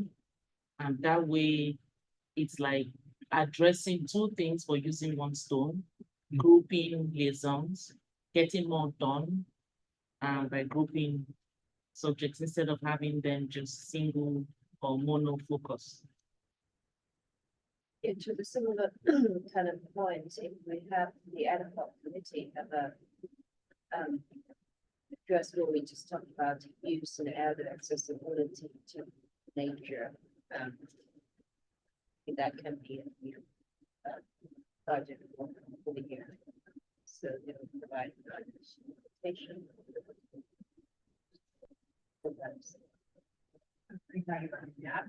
Yeah, yeah. What would the ad hoc specific goal and what would be the success measures be? So the goal would be, if we name it as use and elder accessibility to nature, is to transportation, partners, to do, stewardship for natures for our underserved community, especially youth and elders. And the goal would be, there is a shuttle going to Woodville Park for our youth after picking them up from Middlefield, or from Ebenezer. And there will be a result of maybe a program talking about park ranger for youth and elders. Right, so in addition to Kristen's comments about not wanting to sort of have oversight over the program, I also don't want to necessarily be doing the staff work that has the knowledge, expertise and training to actually do this work. So we do have a new position. They haven't even been hired yet. So to let them get started and begin with their work and how they can improve upon those principles in the city, I think is helpful. And then just because it's not on an ad hoc and not a liaison role doesn't mean it's not getting done. And just because it's not a liaison role doesn't mean that you can't talk about it in a meeting. We have, like, and that was part of the reason with the Hawthorne's and we're kind of talking about ad hocs right now, but moving into liaisons, just because we don't have that as a formal liaison role doesn't mean that it can't be discussed during the comment period of the meeting. And that the commission doesn't have an interest in it, or things that are in the department report we talked about. So I don't want it to be, because it's not on the list, it's not getting done or it's not happening, or you can't have an interest or participate in it, but I want to make sure that we have a more narrow focused, plan for the upcoming year that's realistic. I don't want us to be sitting here a year from now saying, well, we had this long list, we didn't get all of it done. I'd rather us be able to have really a list of accomplishments and be really effective and work as a team with staff to work towards shared priorities. Could the ad hoc committees even last on change? I mean, let's say as a new people come into the community services group and start defining additional roles and responsibilities that they. Would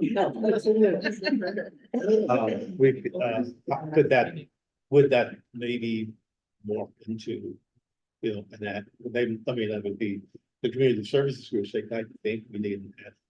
Be part of that, or could we define this as a place? Maybe it wasn't that hard, no. Or vice versa. Yeah, I mean, I think the ad hocs is what we're turning in the work plan to city council for their sort of blessing for the year. And then we've also got referrals from council that have created new ad hocs throughout the year. And to go back to Commissioner Oche's question about like what makes a liaison sort of outgrow into an ad hoc. I don't know that there's a firm answer on that. I think we have liaisons where there are active projects. Dog parks is a good example. There are dog parks being constructed. There are new ones being considered. That doesn't necessarily move it to an ad hoc.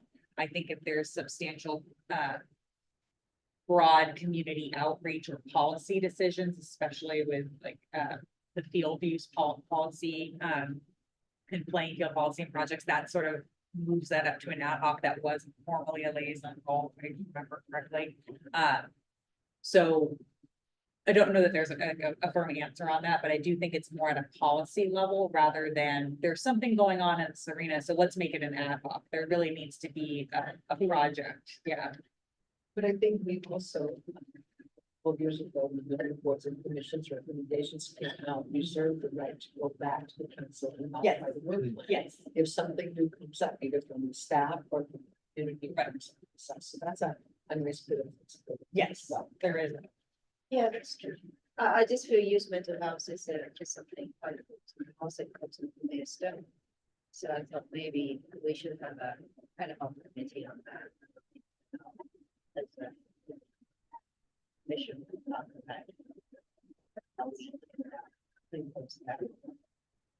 Especially in the certain 6 weeks ago. Still talking about the community, and we have new incidents again. Neighbors' homes and related to use. So we're using now. I don't know if you know, find something.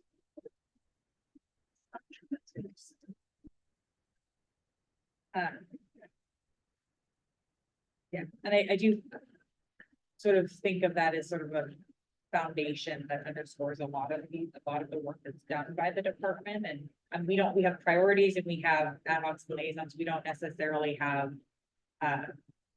values or things like that. I mean, it's something we could like explore if we wanted to do that in the future for the commission itself, and that could help sort of underscore some of this work. But I do agree that it is a priority. I just wonder how it sort of weaves in with the existing work that the department's already doing operation.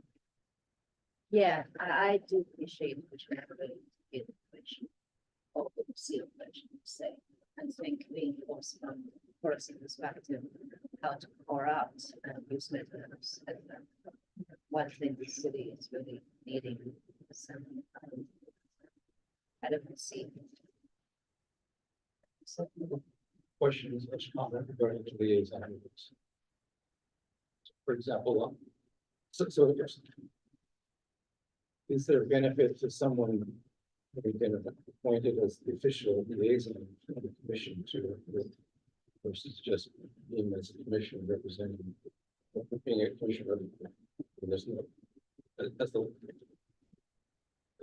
a liaison, you can't speak for the group unless there's no decision to speak on the behalf.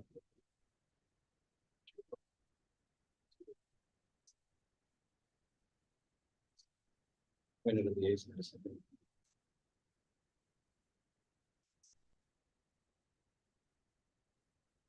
I think there can be value. I just want to balance that with how much. I think I can go both ways. Yeah, I'm not sure, for example, about the hot ones. Yeah. It's, that project will wrap up in. So. Days on that. No, wraps up in June.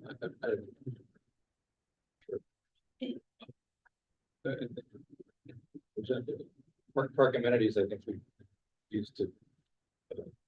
In restrooms and park benches, like that. There's somebody there's someone that's going to. There's always somebody coming to the city or the commission about restrooms. Would it be useful to have a commission member who would be the go-to person for staff to contact to look into this? Or just go through the chair. And I still don't know what you do with issues that are pervasive, but are not clearly identified in any work plan, like stewardship. If we delegate it, we don't actually do it. And the cumulative impacts are visible in our nature reserves. Where does that go? I have no questions on that. Sorry, how about You know, since I've only been here a short time, so that being said, I asked similar questions. What's the difference? And at least what I found is that the liaisons for staff, we know who to loop into the conversation if there are updates and things that during your monthly meetings need to be addressed. So when we were reviewing with Chair Brown and Vice Chair Freeman, when we went through some of these, it was nice to have more larger buckets that again are more broad, because other things could then be looped in. Because this is supposed to be for the whole year. So if they're more broad, it's more beneficial, because then there could possibly be updates and that you can receive from staff and we know who to contact. Whereas going back to the ad hoc is just much more clear, defined, project based. Whereas a lot of things, that's why locations are listed on the liaison and actual physical locations, and then more larger topics like safe routes to school or youth council. So anything just, and that's the way that I've been thinking about it. It may not be right, but so where would restrooms fall? When somebody's on the. yeah, I guess it depends. Now, yeah, that probably was park amenities. But again, I guess there's not like a specific parks liaison role that, you know, now that you bring that up, maybe that is, you know. So the park amenities will also could have been an initial person to touch base with on the commission regarding parking planning. Questions before going to the full commission. I guess I'm advocating.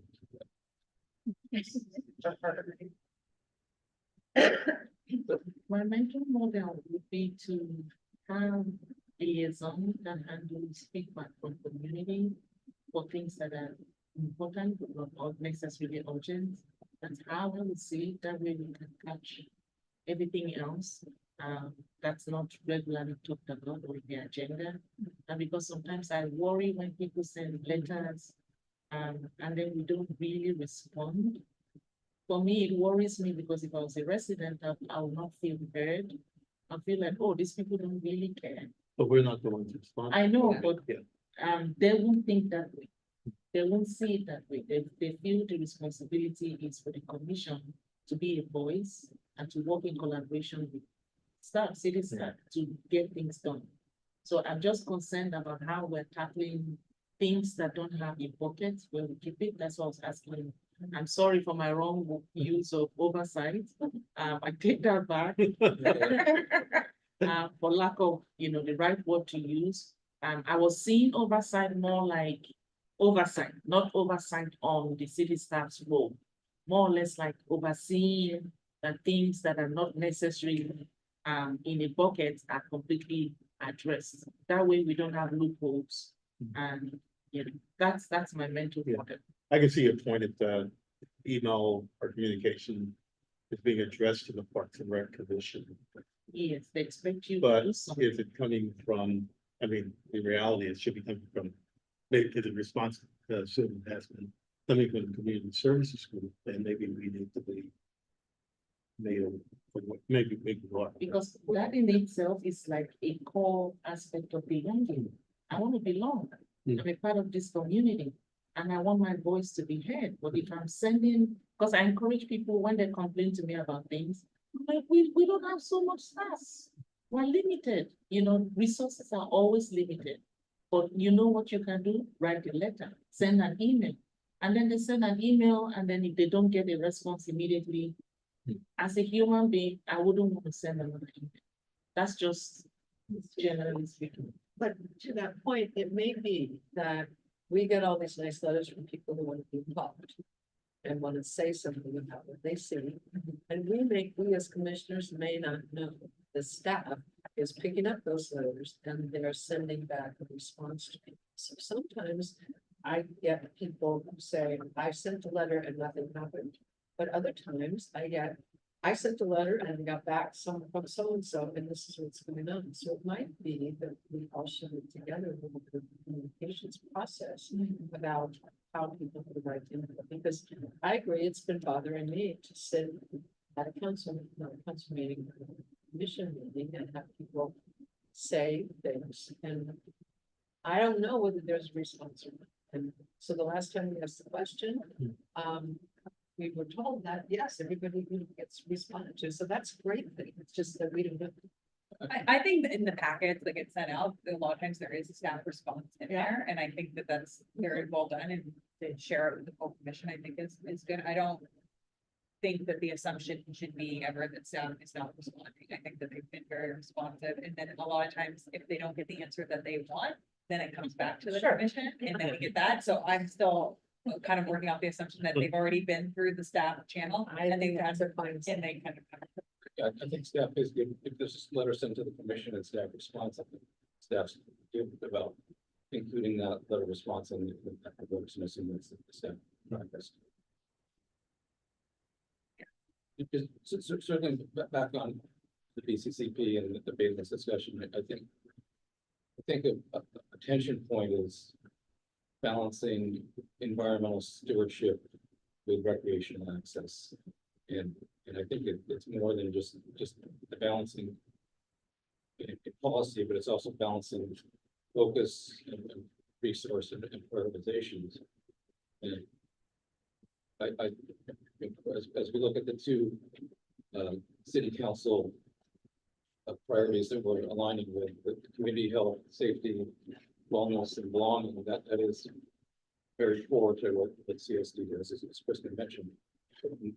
Climate change, national environment, preservation, and adaptation, I think takes a back seat to it in terms of prioritization, in terms of resources, and I think that's a concern that Commissioner Kleinhaus and raising. So in terms of trying to put together an ad hoc to consider focuses on how things are prioritized and balanced and not trying to, so I think the goal is not over, so that's going to be your role. It's not going to go for anything. But how do we make progress in this area productively? how can we work with staff to review what the balance and the prioritization process. That's really.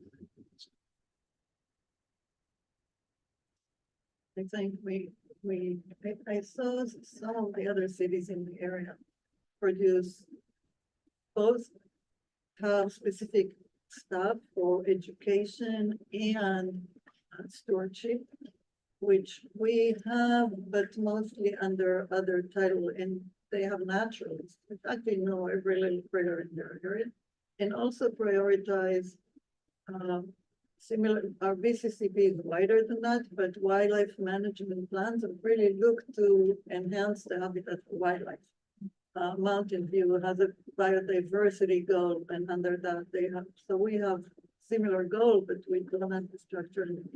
So figuring out how to get there would be the goal of the liaison, not necessarily tell staff what to do, but to work with them to see how do we get to include our natural biodiversity habitat critters at the same level that we want to provide people with the opportunity to enjoy them.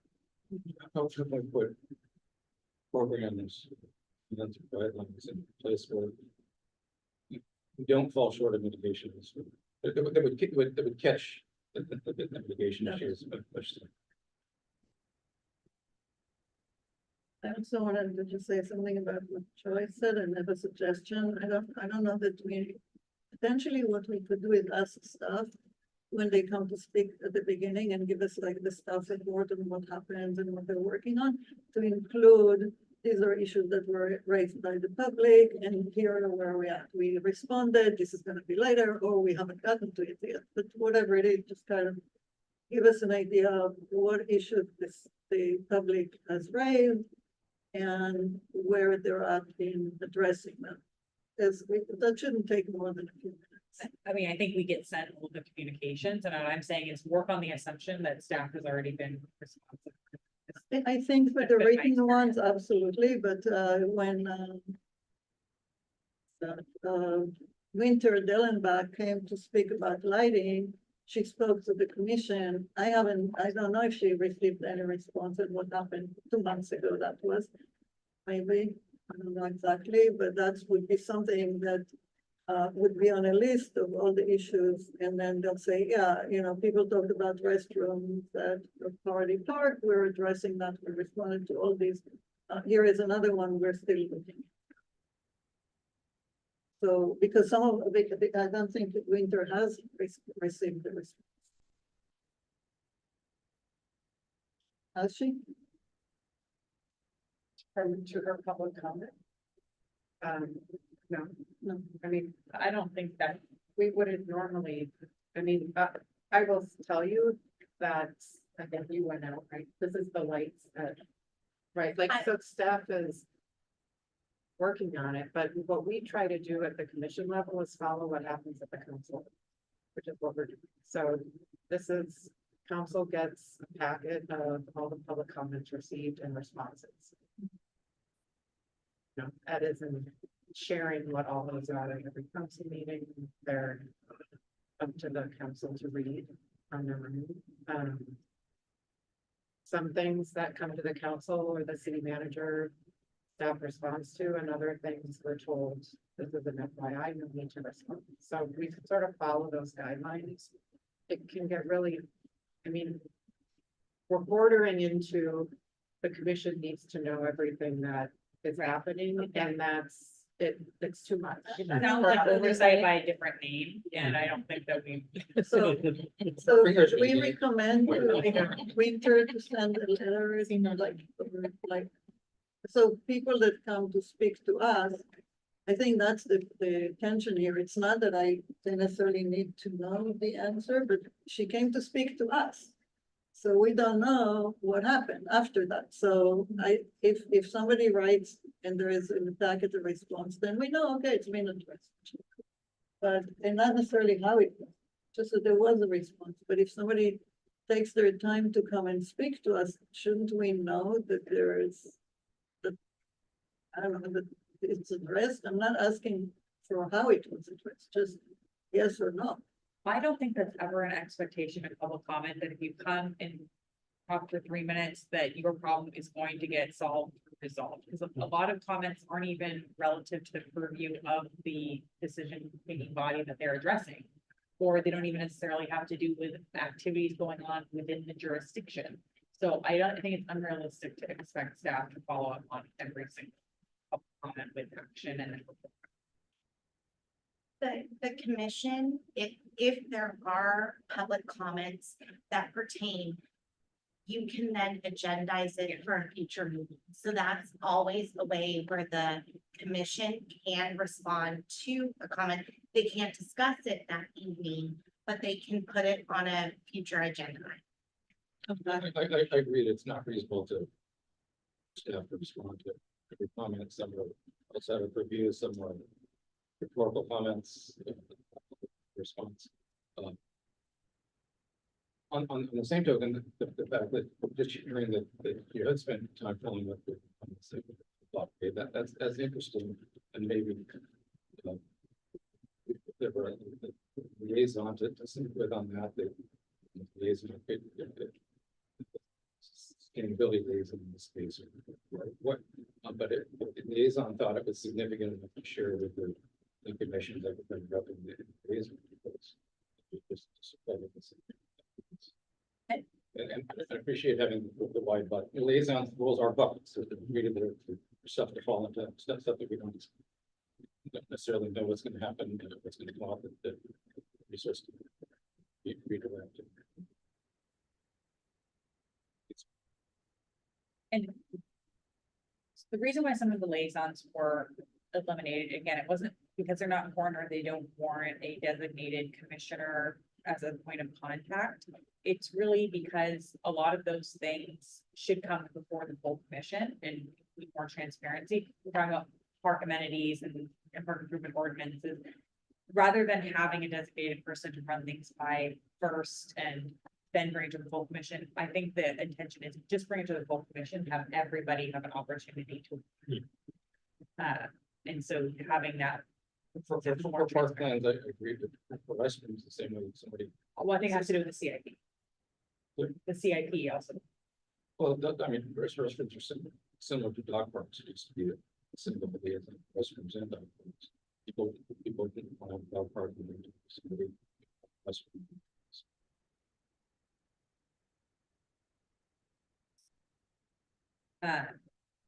So for the ad hocs, the suggestion was to add the BCCP as another ad hoc, and accepting the other edits, and then moving on to liaisons. I know there are thoughts about restoring some of these, but you're putting it. Circling back, I've made some comments about balancing environmental stewardship and recreational access and trying to better articulate we're looking for staff things.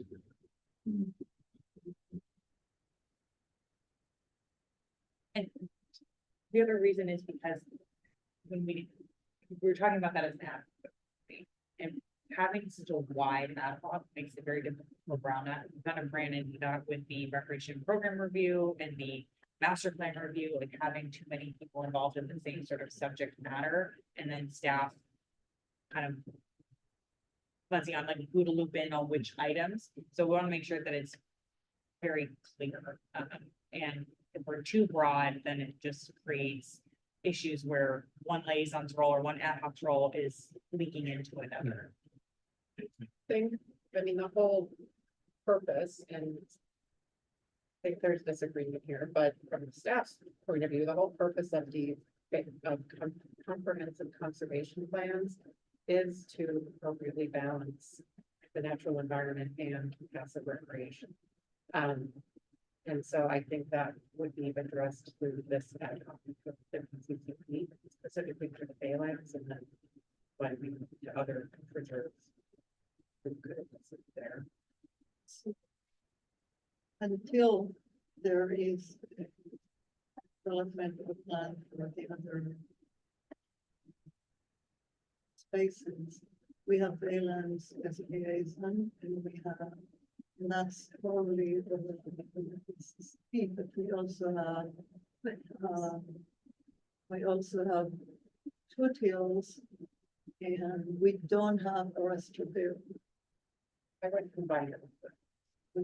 Yeah, and maybe Esther Clark too, like the same supervising ranger is reports on, you know, all of those open spaces. Aliens is separate, so I think that could be a capture. So change this to open space.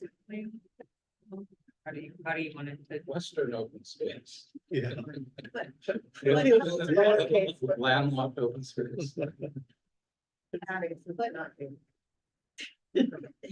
Foothills are restaurant there and, Esther Clark. and please would in a restaurant there. I'd like to keep that in its name in there. If it was up to me, I'm not even sure.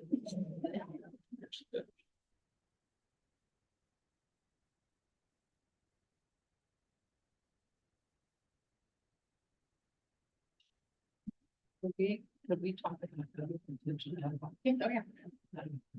Oh, yeah. Kind of like the bill from the staff about the reason that Cumberland is not ad hoc this year, because I feel like Cumberland right now is gonna assume a great deal of importance for recreation and for the commission and for the community to have input. And it needs to move forward, and I obviously would like to see it moving forward as quickly as possible, so.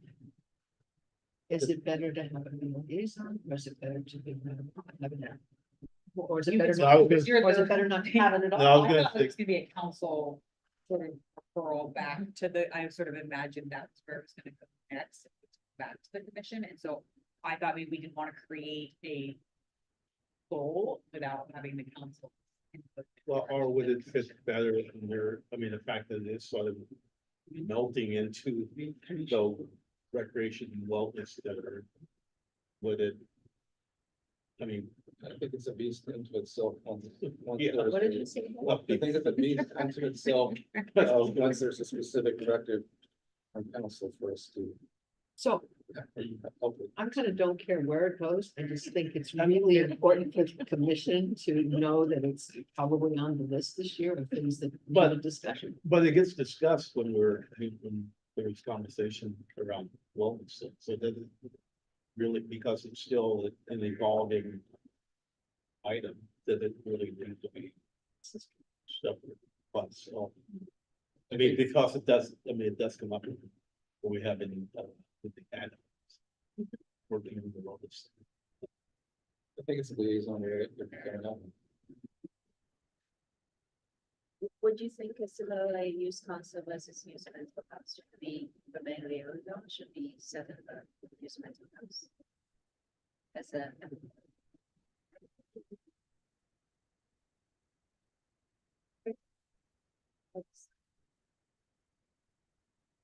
Wondering if youth council liaison should be. Not specific to the youth council. No, not mental health, just. Use in general.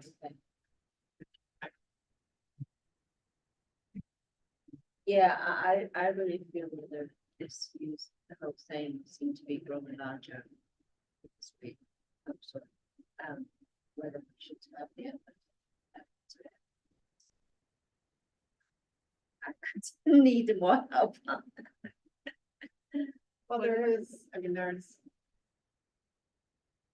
The mayor's youth mental health task force. Yeah.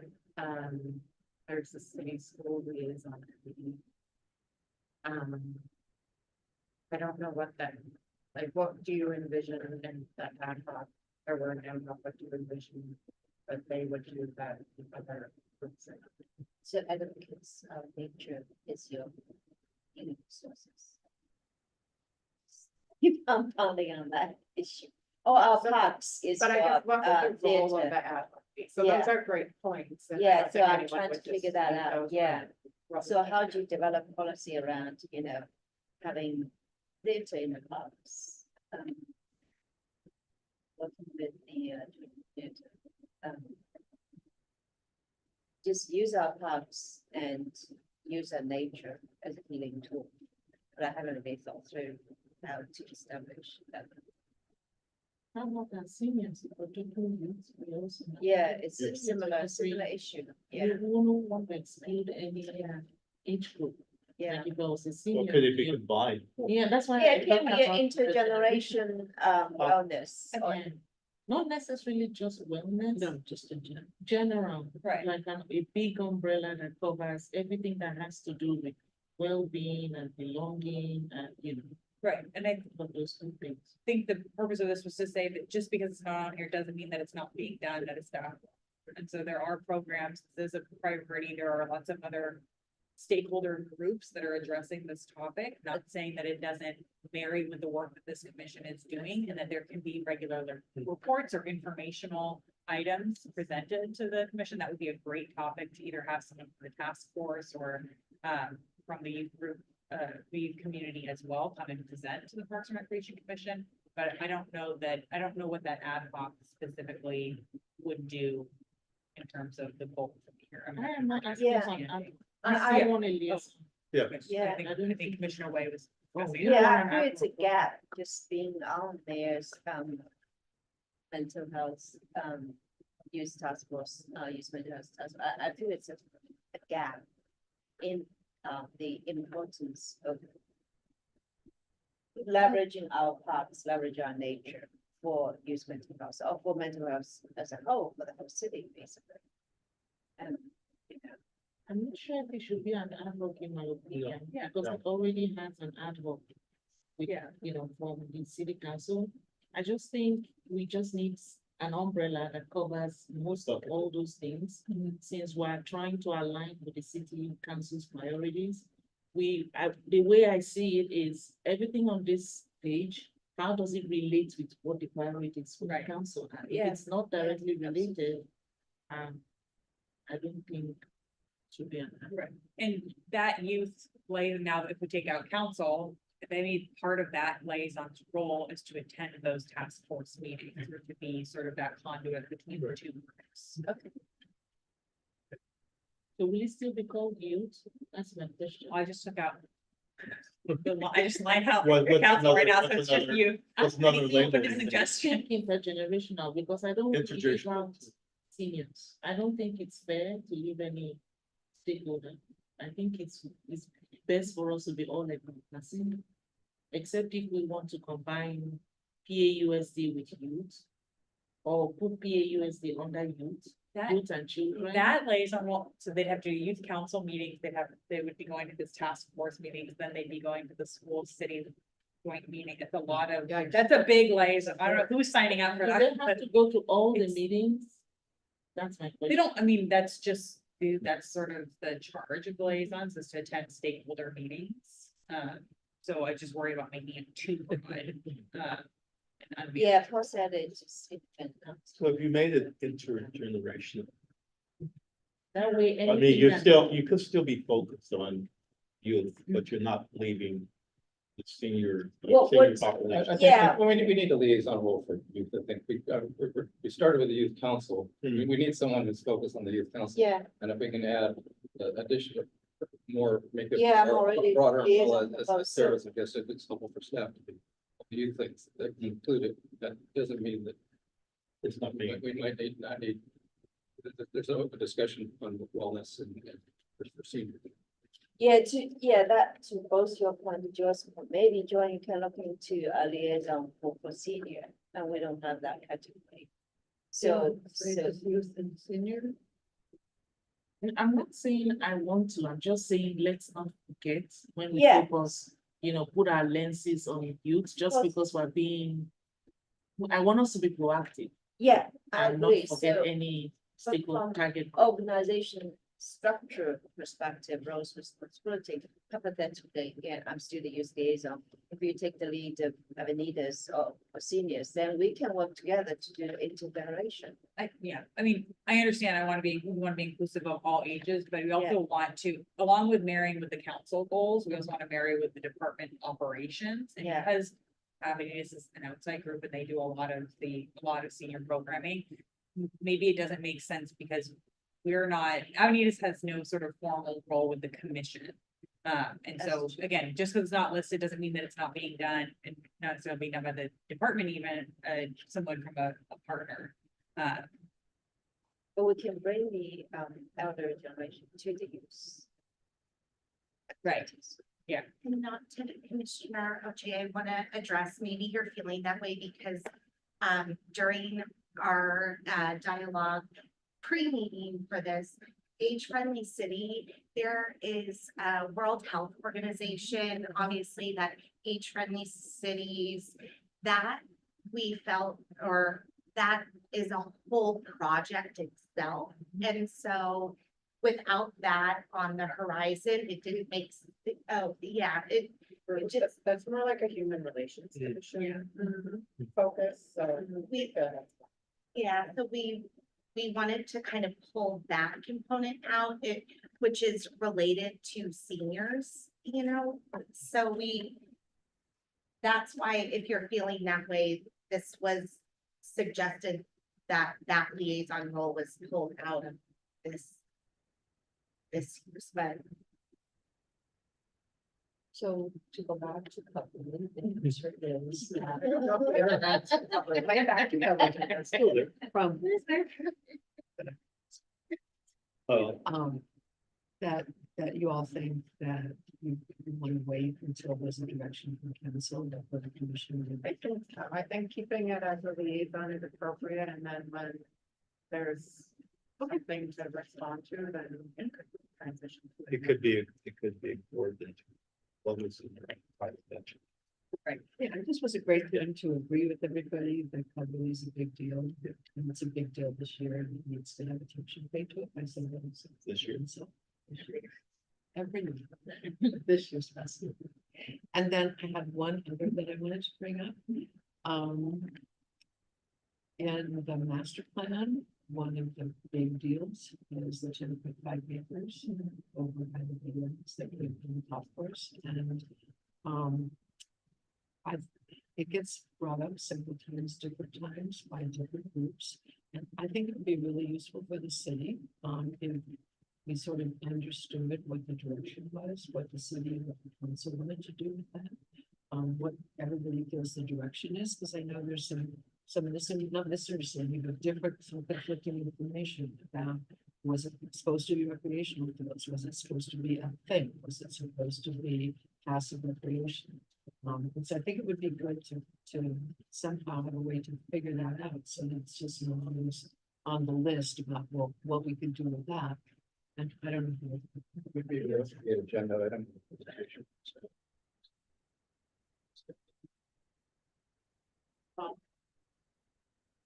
I don't know if And it's related to the level of the staff report, but I'd be happy to provide an update. Yeah, just maybe that, I don't think necessarily rises to the staff. just based on previous council decisions, recommendation. Yeah. Sounds like there's confusion about about where we are with this. Can I ask also that the final environmental impact report for the Golf Course 3 configuration be posted to the website? All you can find on the Palo Alto website is the draft. The final EIR removed the possibility of a gym in that location. So that's where you're looking at confusion, because the city never really put on the website the final EIR. And if you looked at the final EIR, it's all in there. What could be done, not necessarily the direction of what is what to do, but what could be done is in the final EIR. I think And that's great. I think that on would be a top of wonderful that, thing there to is have. also a wetland delineation report. All that stuff is not on the website. So if somebody wants to know what can be done there. And the other thing that is related to that, which is not the confusion, it's just the surveys that were done for the comprehensive plan had very specific questions about what would you like to see there. And there was a lot of public opinion, which was very there were just the two biggest buckets. It was kind of nature, birds, that kind of thing, and potentially some kind of sports fields, and potentially something with both. But all of that is available, except it's not available to public because it's not on the website. So if staff wants to do a review of all of that for us, I think that'd be good. I think it's very good. But also please put it on the website. And if you could add links. Okay. I have a couple of good questions about that one, on B6P. One, I think we ought to spell out the name. But is there, just want to confirm that if there's staff funding to support the. Yeah,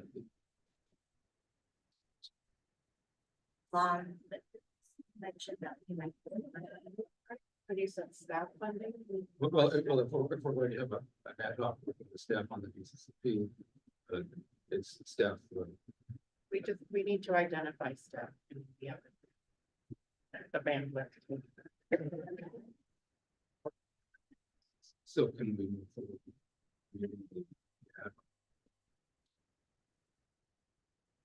And on the playing field policy and projects, I think where that effort was hitting was that that next step would be reviewing playing field policy, but then the step after that would be reviewing policies. Yeah. So I think we ought to make it the field and market policy. And then remove ballet and. If it makes sense. Removing the graphics for full play. Well, I'm yeah. Well, I mean, in some ways, it makes sense to have a playing field liaison separate from this, or use a primary person as a field person going to the whole ad hoc or anything that comes up. It does. Probably. is it because the policy for both are sort of ongoing and I mean, The goal of the ad hoc was to review the playing fields. And then remember that we need the task force for that sports with representatives of Tennessee. And that's gonna happen pretty soon. So I believe that there's supposed to be two commissioners on that particular task force. Yes. It's close. So do we want one ad hoc that's working on playing field and record board? It's all the same policy. Makes sense. Involved.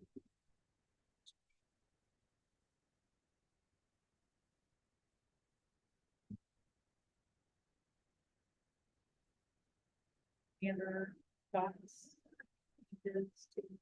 Those ad hoc plays.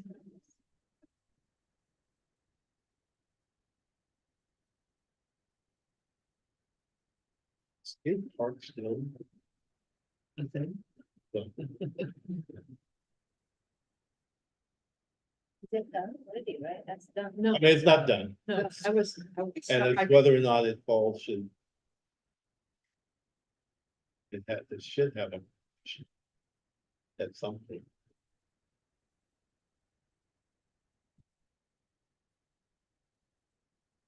Well, you're the current liaison. Yeah, that's. So it's just, yeah, it probably is good to leave it there. What we're waiting for is the results of the traffic study. That last March meeting where the results come back from planning. So keeping it. So.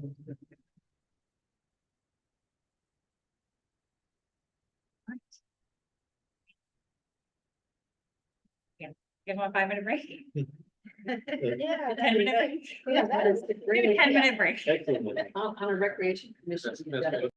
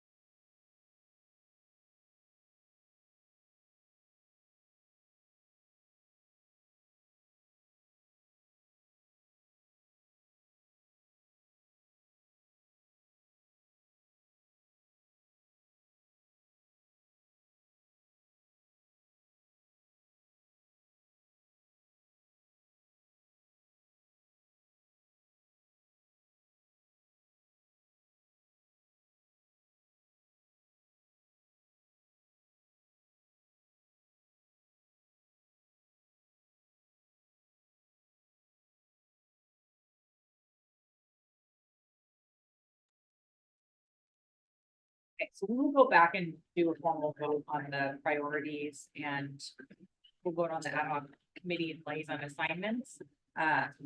So next is to assign commissioners to the specific committees liaison roles. And I do have the existing assignments up, want to reference that at any point.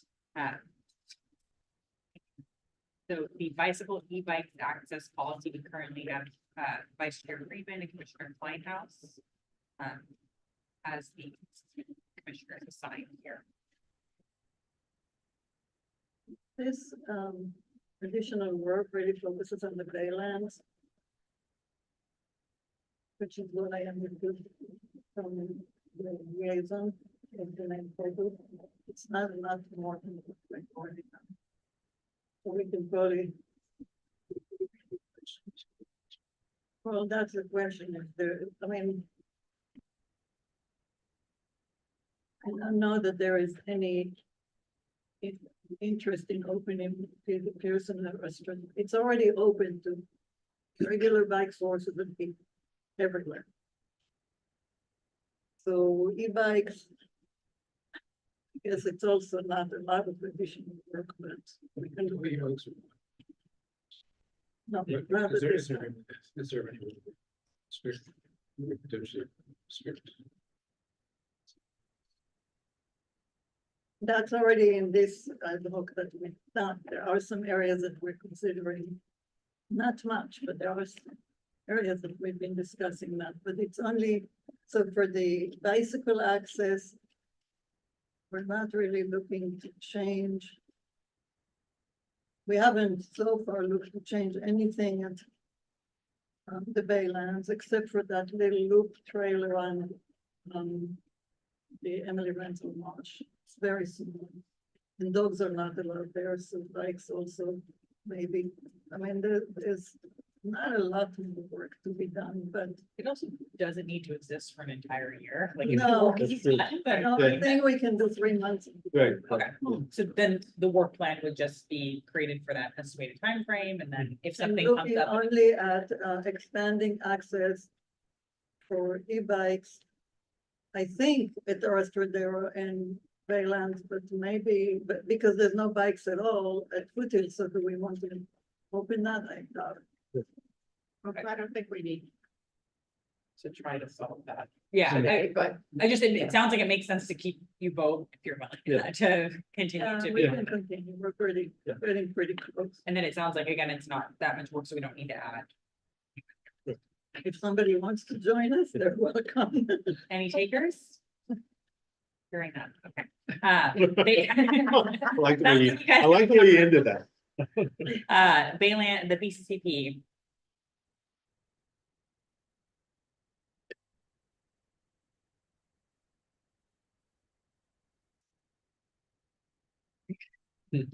Right.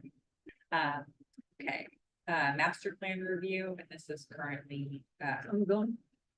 yes, so Brown, Greenfield, House. I mean, just because it's a sort of a new year doesn't necessarily mean it needs to be the same people. I think we've done this in past years where we've changed things up. We've generally tried to keep at least one or two. But so, I would like to continue on in the same group if there's any other.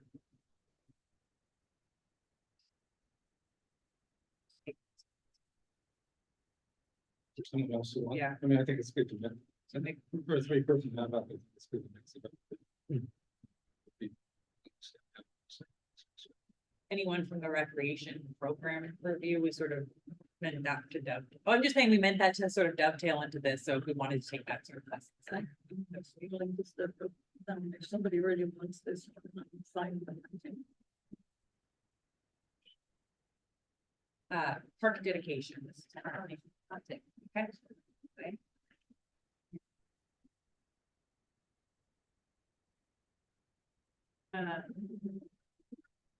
Playing field and racket court policy and projects.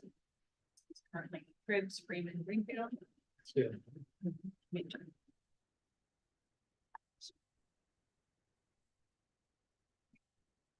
Do you think this warrants a third? Of the updates? I kind of do, yeah, because of where we are in play. I don't know, Jeff, your advice. Yeah, I think that people. Not volunteering for this, but I have a question. Handcuffs. Just going back to the public comment. Is plastic is plastic surplus? Okay, just wanted to know, I'm not volunteering to deal with plastic surplus.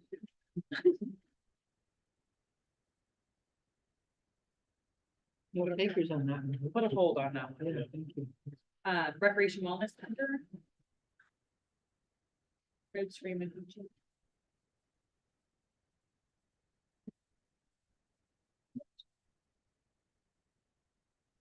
Who she said that? Yeah. Yeah. Go ahead. Whether.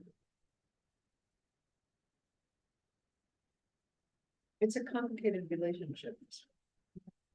Because of the existence of government. And so I don't know how others in the commission feel about it. But I obviously know they're committed to seeing this project. So I would like to say, I'm so sure if there are others in the commission who wouldn't be in it, then I would say.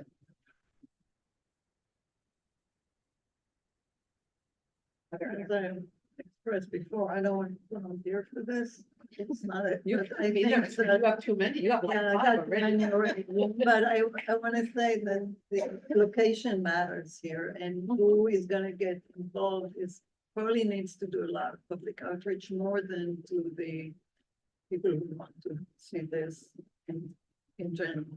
So just saying that it's complicated. It's definitely complicated. Do you think you would add value to something? I don't know, and I can't take another. Which.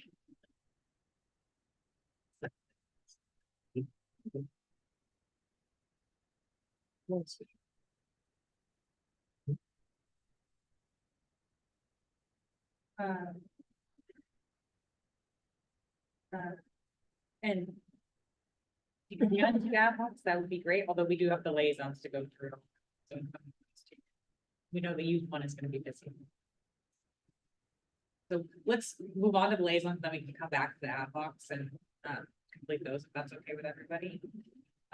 Golf, first tee. Yes. So it's currently Vice Chair Craven, if there's anybody else that wants to. Yes, I will do that if you don't want to, if it's too much for you, I would like to do that. But, up to you.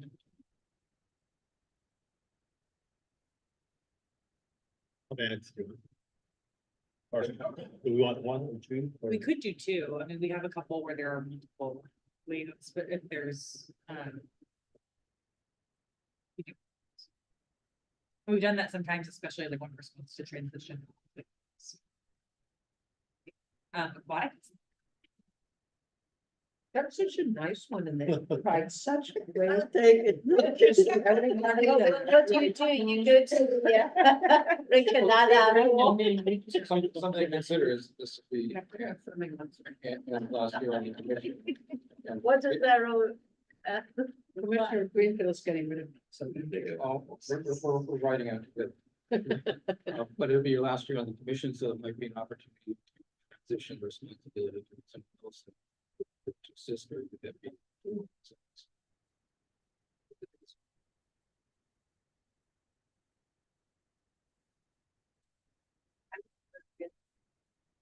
Guidance either in the background or formal piece. Either way, right.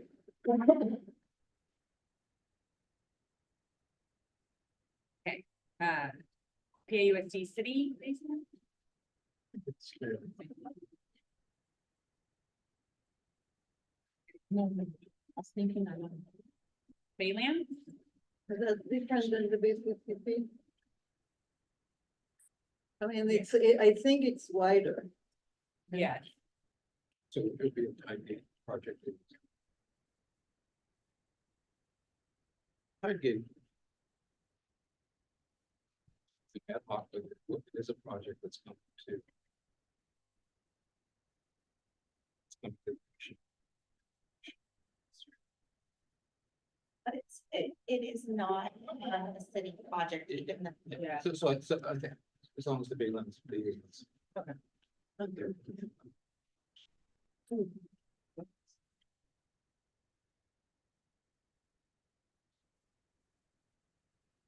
Community gardens. Leave that. Myself, or anyone else. How'd that go, Miss? Well, it was very quiet. There actually was a couple emails.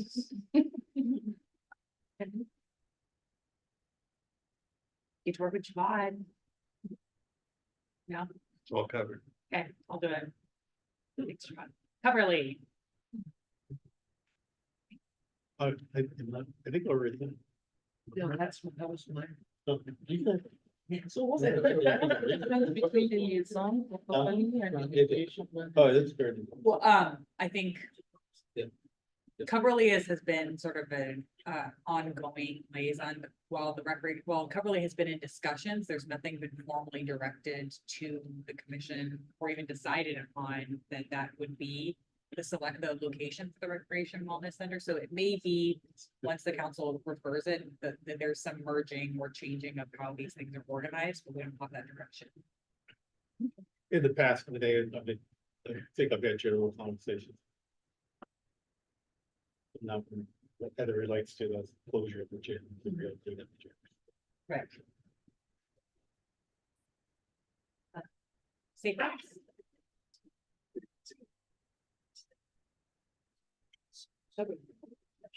Oh, sorry, you're on it. I thought it- No, Chris. I don't. I think it's. Are you both of you? Yeah. Dog parks.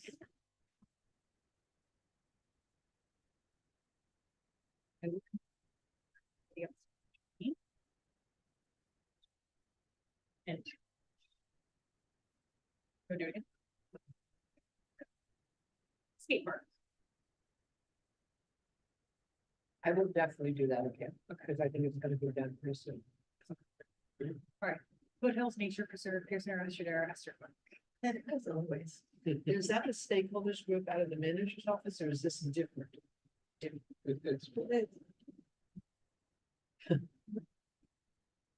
Well, it's been the liaison student station.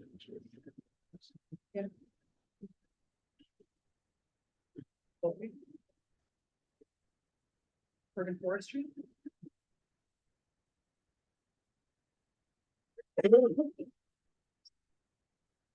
You. I'll continue on that. I'll continue.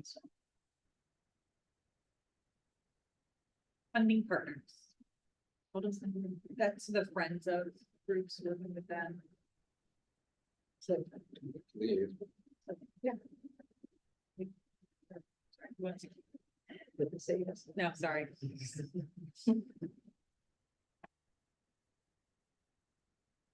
If nobody wants to do it, because it's a fun position. I will do it with you. Okay, great. Our meetings are so efficient. And I think that's all we had. So if there's any other. Once you, ideally you'd have at least two, liaison committee roles. So we're looking for another one for the playing field and racket court policy.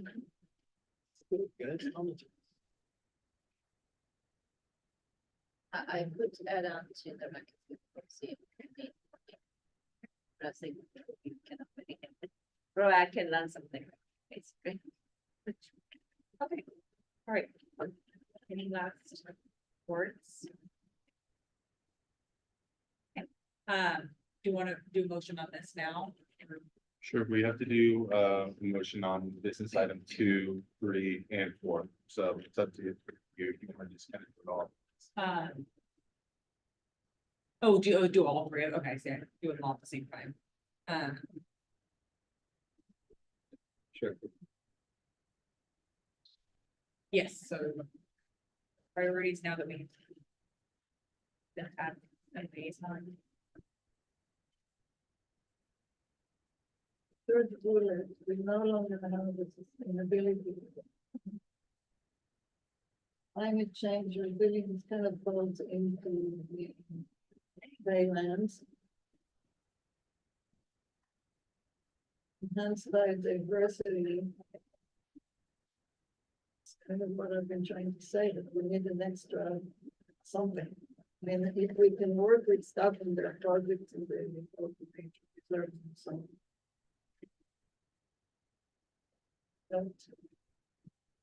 Don't see that we have. If you can show me where it's at, we Added the BCCP and specific ad hoc, and it may expanded this, what else to include the other open space Yeah. reserves. but the BCCP.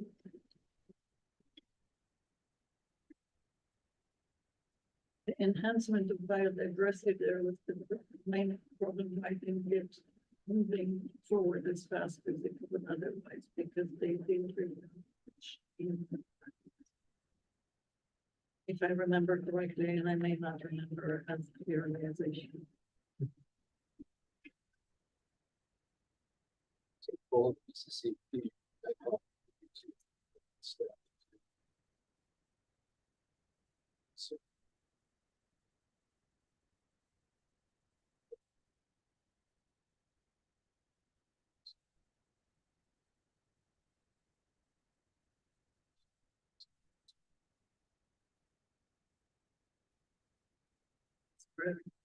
Uh, but enhanced biodiversity.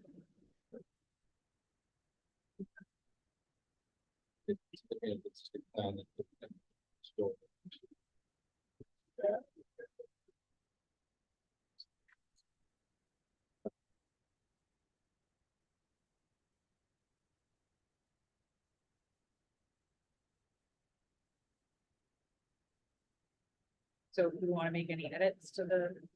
I'm just not sure that we still have the environmental sustainability, because we don't have a sustainability liaison anymore. I'm not sure that it's not addressed in many, many ways in Yeah. everything we do anyway. Right, I think it's more of an underlying principle than. Yeah. I mean, I think we've discussed what the sustainability, like, sort of responsibilities or what stakeholders, it made sense with the climate action plan update process and the late night attendance meetings. So now it's more of the variance.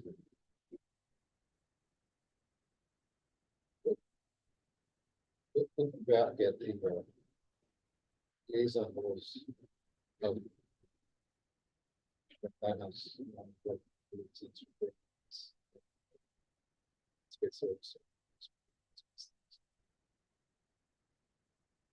Oh. I see what you mean.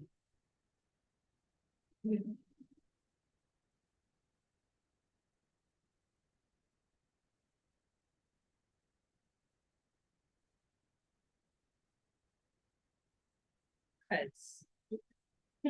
And so then it's just the two different park rangers. But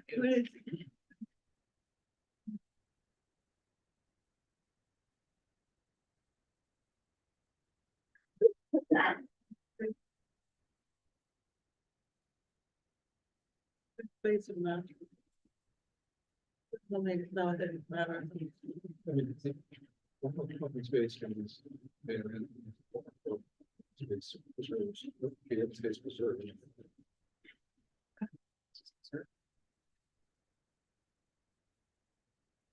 There's a-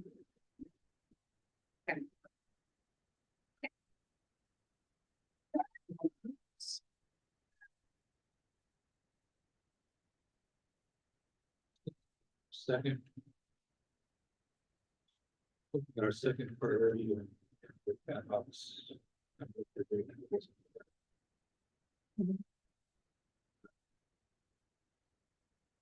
The access inclusion.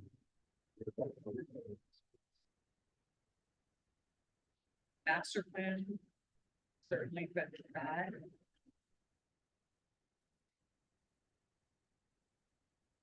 Say that wellness center, even the field and more policy projects, but.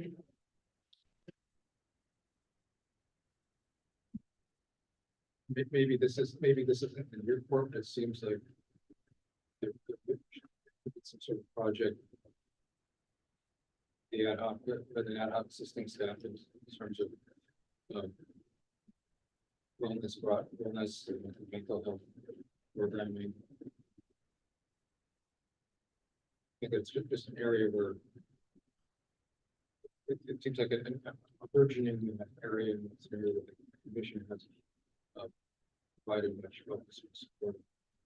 Past, I don't know if there's. I think this would be helpful for staff. There's something this year, or if it's something to look towards next year. Maybe, I don't know, if like, because there are other task force that I think that are working on it. I thought the discussion earlier kind of said maybe we revisit it at a different time, but right now, because of the task force that are happening, I don't know if it's a duplication of effort. Maybe once the coordinator starts, because it's been so decentralized up until now, he or she will be able, they will be able to see trends of things that are going on, and now that it's sort of, it lives in one person, and could be, if there is sort of anything to report to the commission or anything that the commission can help with, that could be a line of communication. Is there a potential role for the commission liaison to this course? That be a liaison? I think we were thinking that the youth, the youth one would be sort of attending those meetings. Okay, so everything you're talking about is it's youth focused as opposed to the task force or youth focused as opposed to. Mental health, right? Yeah, I'm already. I don't know if we want to talk about broadening the title of that, but I think it can.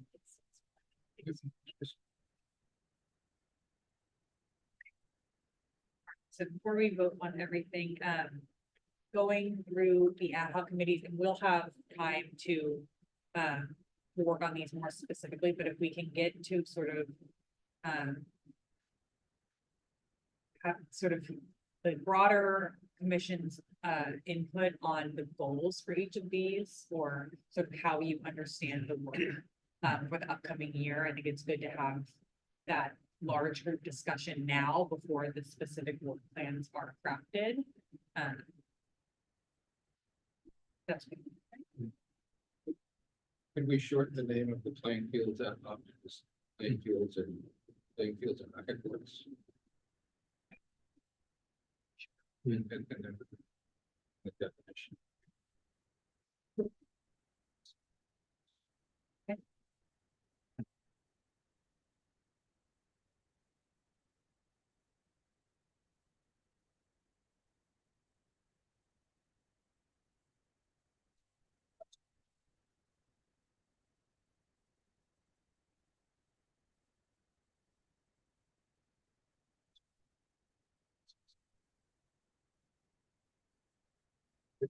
master plan review.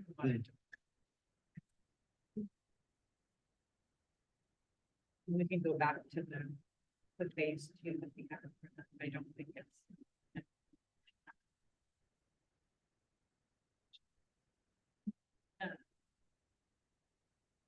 So, beginning with the bicycle e-bike access policy, sort of the goal or vision for the next phase of this ad hoc.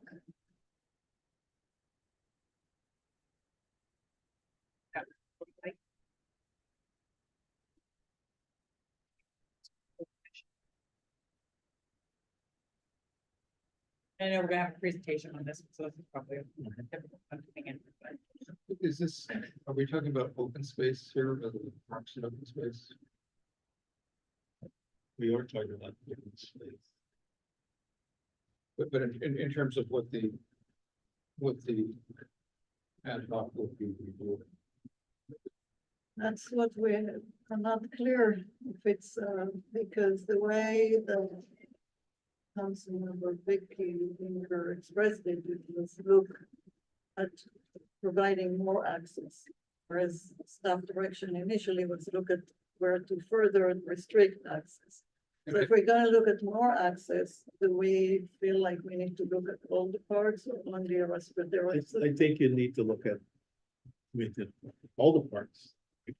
Well, that, but in the motion, they really focused on Stradero and That was- Baylands, not, Yeah. it did not. I think we need a little clarification. I mean, whichever. So my first focus question was, are we talking about just open space areas and not?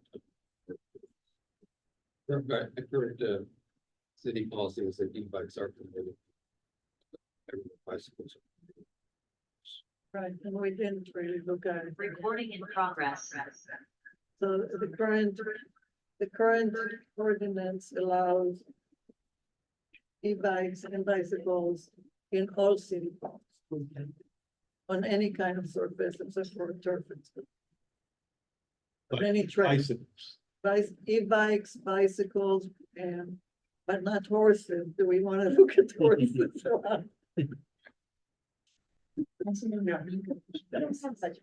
Yeah. You did, yeah. That was. I think foothills mostly and potentially around. So I. Yeah, I think the simplest way to focus is considered bicycle and or e-bike access. Baylands. And. Mhm. The other two open space reserves. That Mr. Clark has a. After it. Consider. And I actually think that we're only looking at e-bikes because bicycles we're It's not- already looking at. So it's only e-bikes that we haven't really looked at. But as far as bicycle access, there may be followable. Potentially, That's why.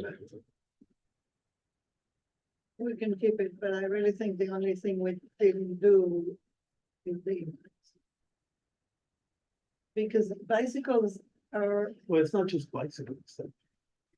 Concern. it's okay, all the other, we kind of fold them into Yeah. this, but yeah. No, but in the overview, you should be talking about bicycles and e-bikes and the other one. It's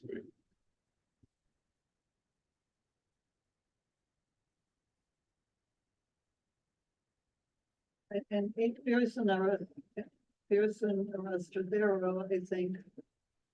That it's, they already. Yeah, we can look at the recommendations and we have some questions for everybody here in discussion.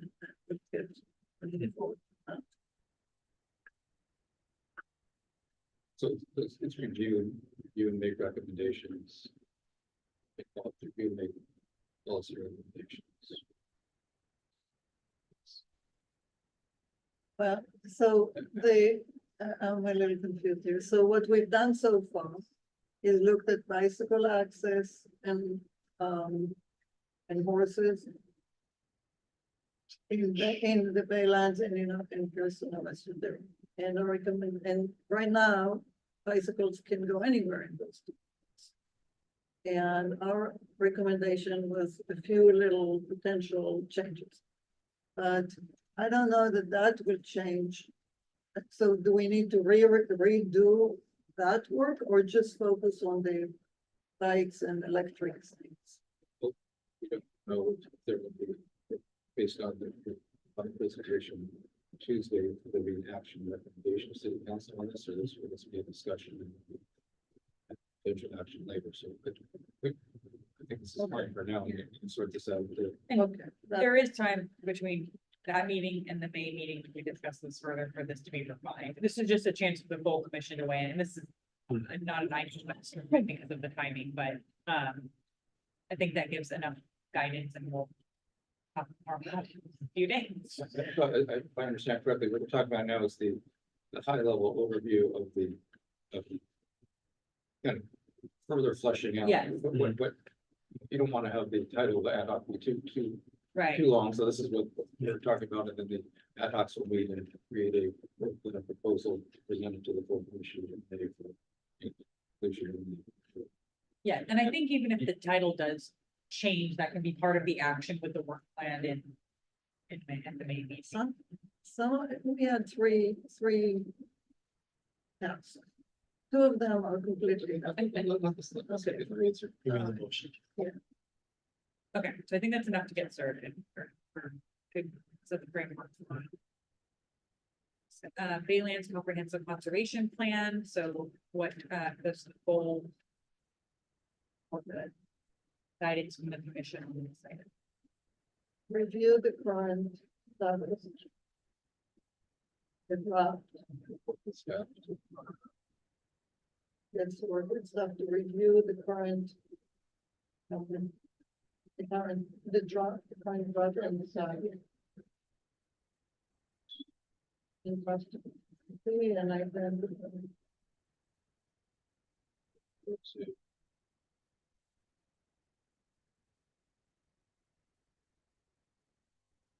Review and. Want to complete the. complete,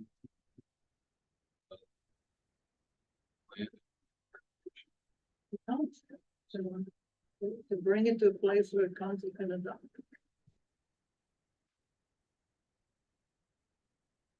And so it may be, before we make recommendations to city council, we may need to work with stuff and some. Updates or changes or. Need to complete. Yeah. So I- Between those two bullets could complete the plan. Would there be any stakeholder feedback? Included?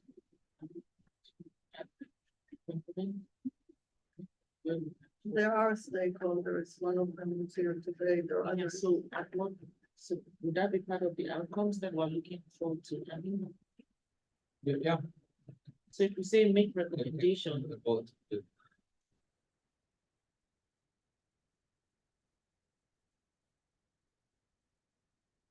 Other community input.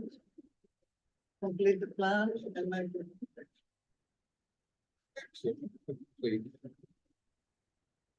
BCC recommendation.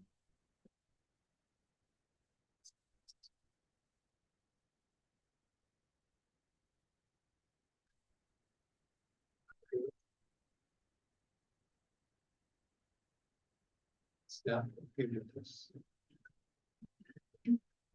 Is this, wait, I have a question. Does this assume that it's gonna be completed and changed eventually, the thing that? Yeah, I mean, I don't think you'd recommend city council adoption. Do we know, Let's be some legal thinking. do we have an expectation that we'll be able, that staff resources will be available to first have a goal of making a recommendation for adoption of this.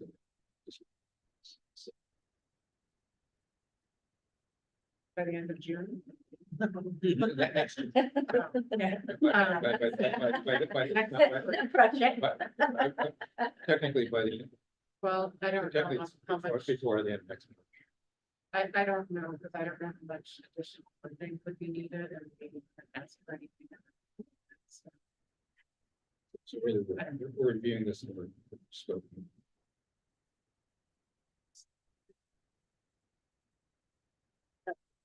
So-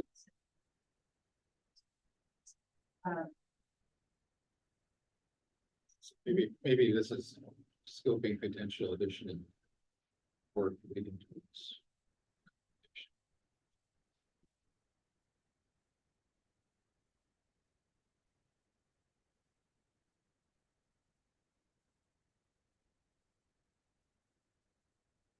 Change it for making recommendation. Yeah. Identify potential.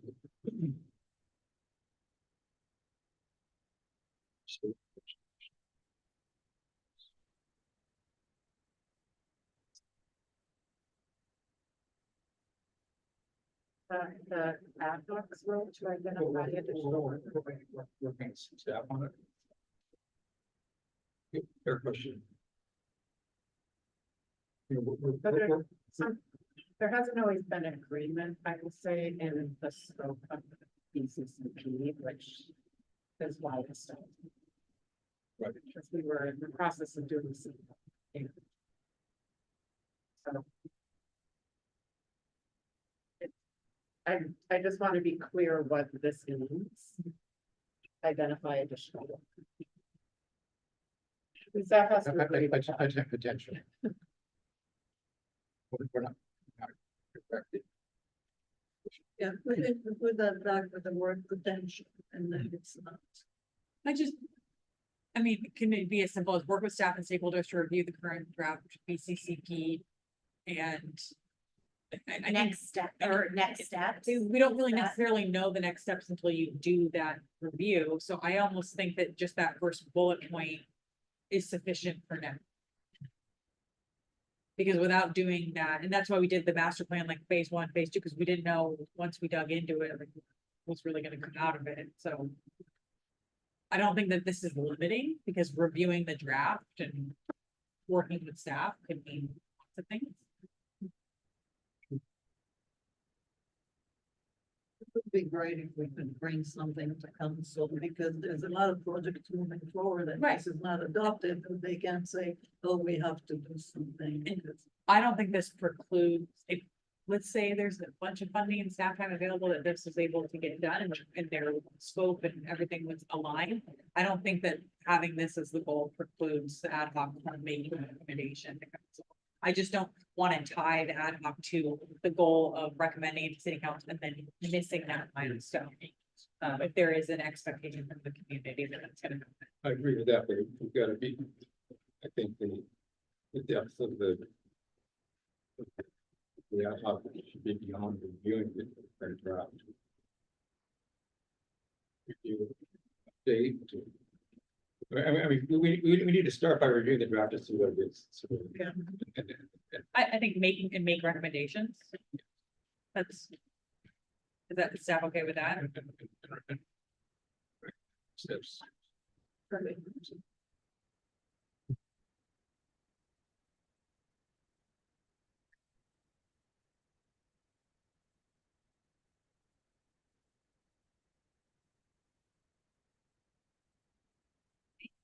Any other comments on ACCP?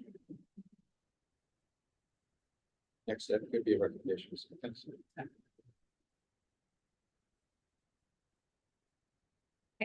Master plan review?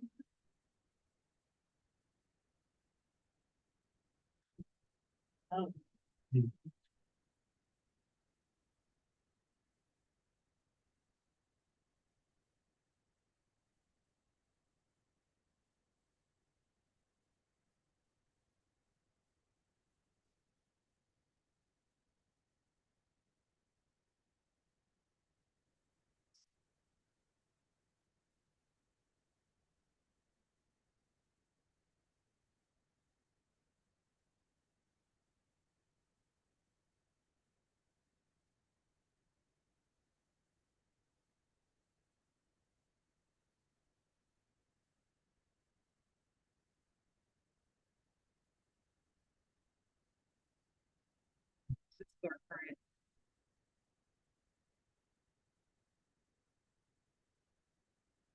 Carry that over unless there's.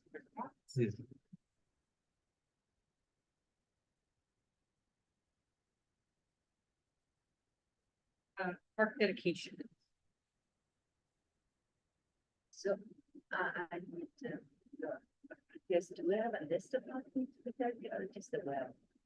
So there's a list of potential projects, which areas. Park education.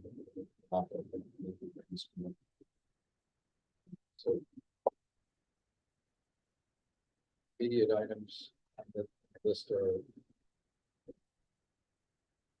On a garden, that have been effort to. Looking to dedicating that on a garden, so it's on the. Obstacles in terms of potential utilities, use of the for future projects. So we're waiting for staff feedback. To see if that's something we can progress on. There's an area in San Antonio happening.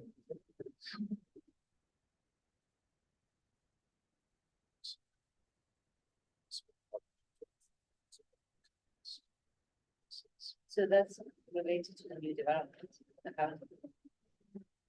Separate. Those are the one in San Antonio. It's not related, but it's near that area. And so our last goal was conduct a broad review and assessment of potential sites within our community to recommend dedicating a park plan. So continue review of Lincoln Avenue Gardens.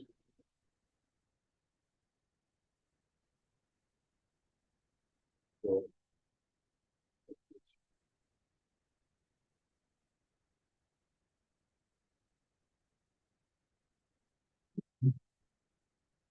you.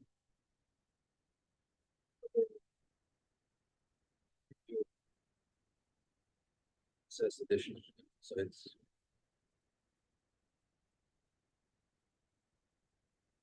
This, in Pearson, provided on those, like, a lot of. Yeah, we have the list. It's prioritized.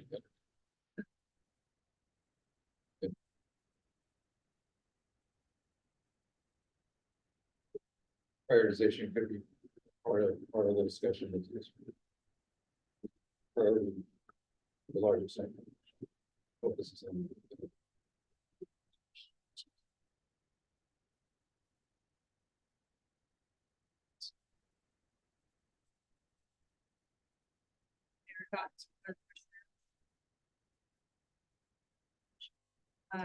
Playing fields and recreation.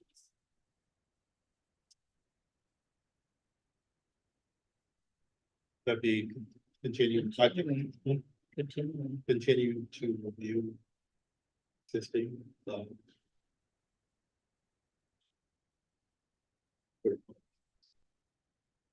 the court policy in case of the address.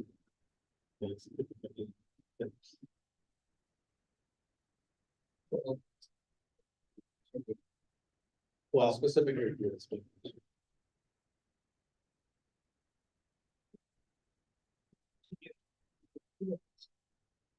Yeah.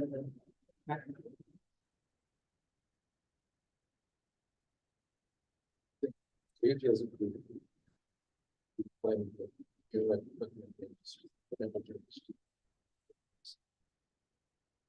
part of this, I think, is. well, as far as, you know, we talked about like the things like residential. For the soccer field, that fall under. This as well. Yeah. Which you felt we just spelled that out. But part of what. I think important is getting stakeholder feedback on the playing field, potential playing field policy, and then also on. Back and forth.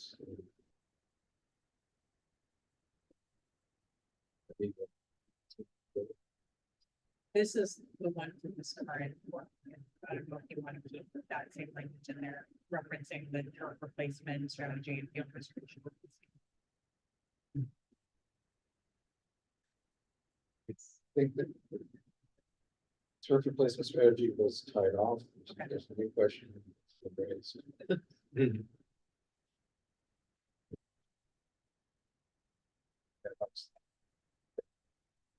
Do we want to add anything about extending the use of the existing playing fields?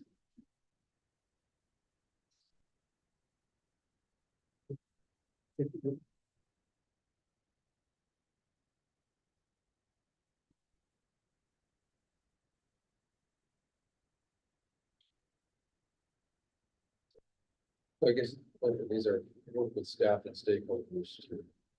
It's. Yeah.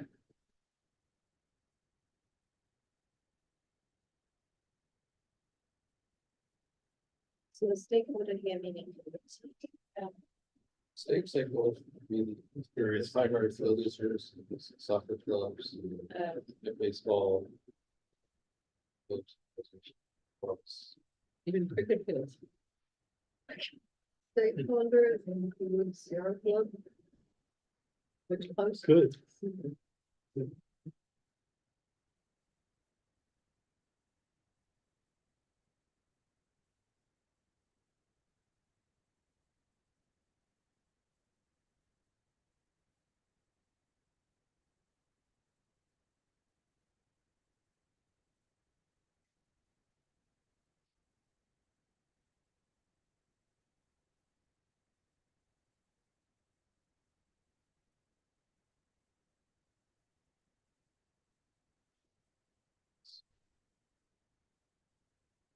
I think you're doing the same thing for plant based policy and racquetball policy.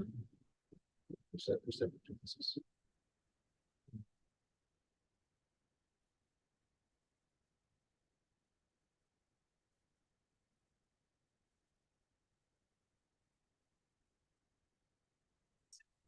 What I was saying in section 3, please, the staff and stakeholders review and recommend changes to the code link this policy. Link it.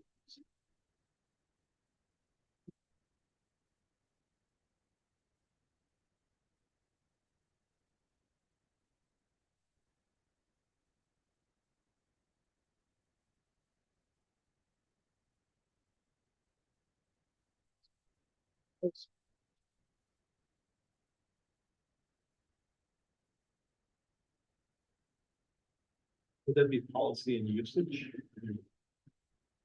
You know, we've had discussions about, like tournament cleanup and so forth. It is the document is the field and racquetball use policy.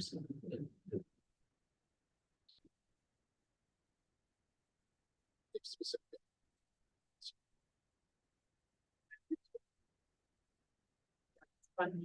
Like one policy. Kind of independent tasks. Different user groups. It makes sense to do one.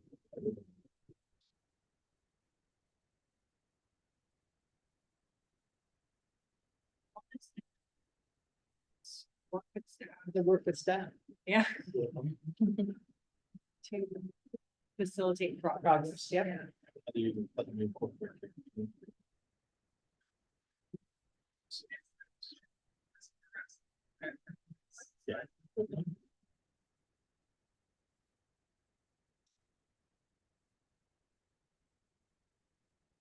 Someplace in here about stakeholders and input.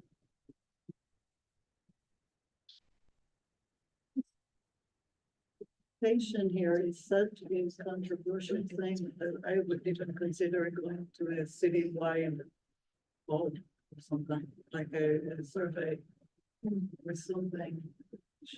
Because we've already heard things about more than 2 potential places.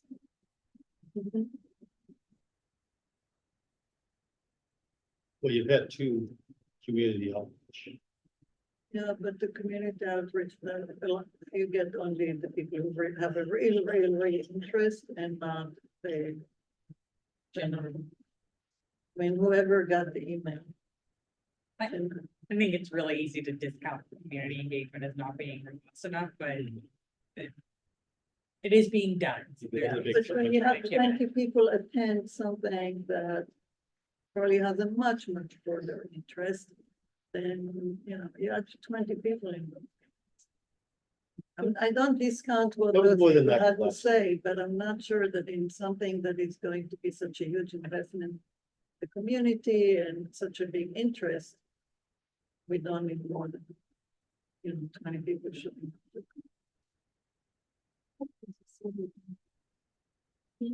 Oh, there was a survey. There was, about whether people want to have one in general, and was.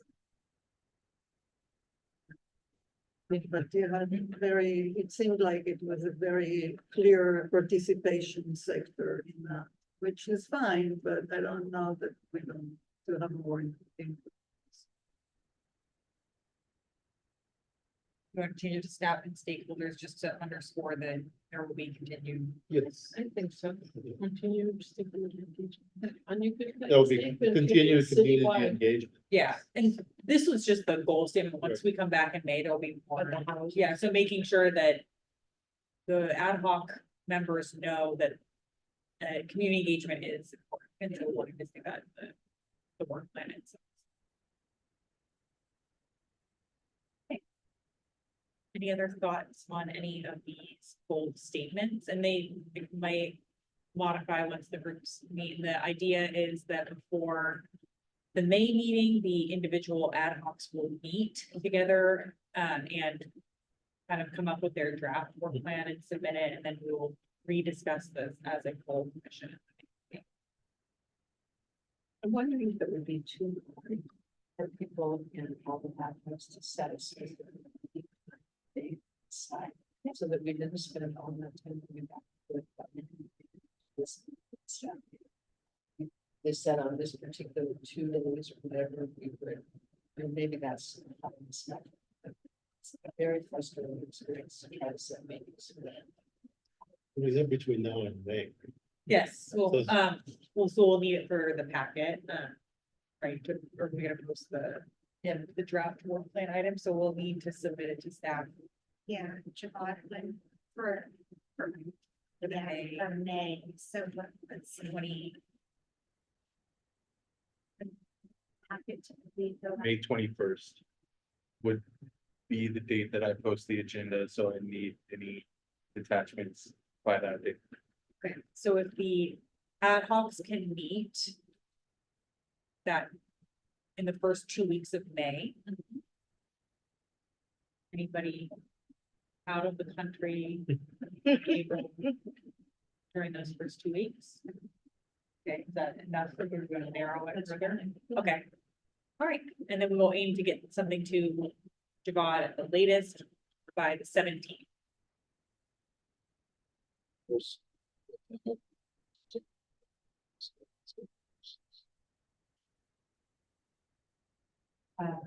Oh, the e-bike one?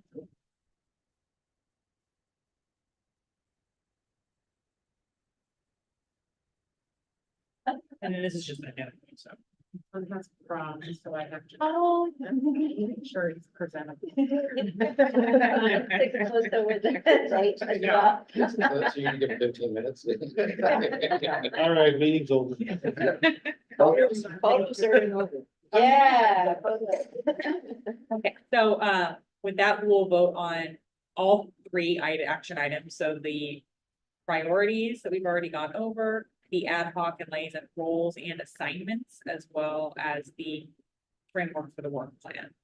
After discussing with staff, we would like to do a separate vote for Okay. each in case anyone wants to vote no on one particular. Perfect. Okay, so we'll begin with the priorities. So this is a vote to establish priorities for FY 25. Chair Brown, Yes. Vice Chair Freeman, Yes. Commissioner Cribbs, Yes.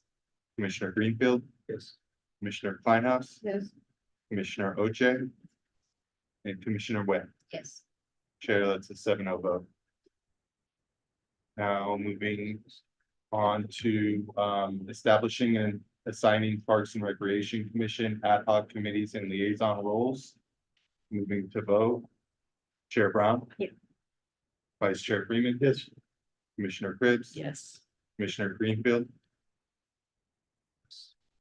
Commissioner Kleinhouse.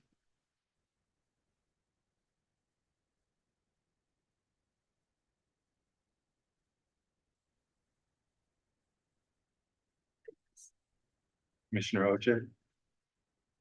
Commissioner Way. Yes. Chair, that's a 7-0 vote. And our last vote is the development of the FY 25 calendar year work plan. Chair Brown, Yes. Vice Chair Freeman, Yes. Commissioner Cribbs, Yes. Commissioner Greenfield, Yes. Commissioner Kleinhouse, Yes. Commissioner Oche, and Commissioner Webb. Chair, that's a 7-0 vote. Thank you, everybody. And see you in a few days, and meeting's adjourned. Oh, Thank you, Chair. thank you, Chair. Thank you, Tia. Thank you very much.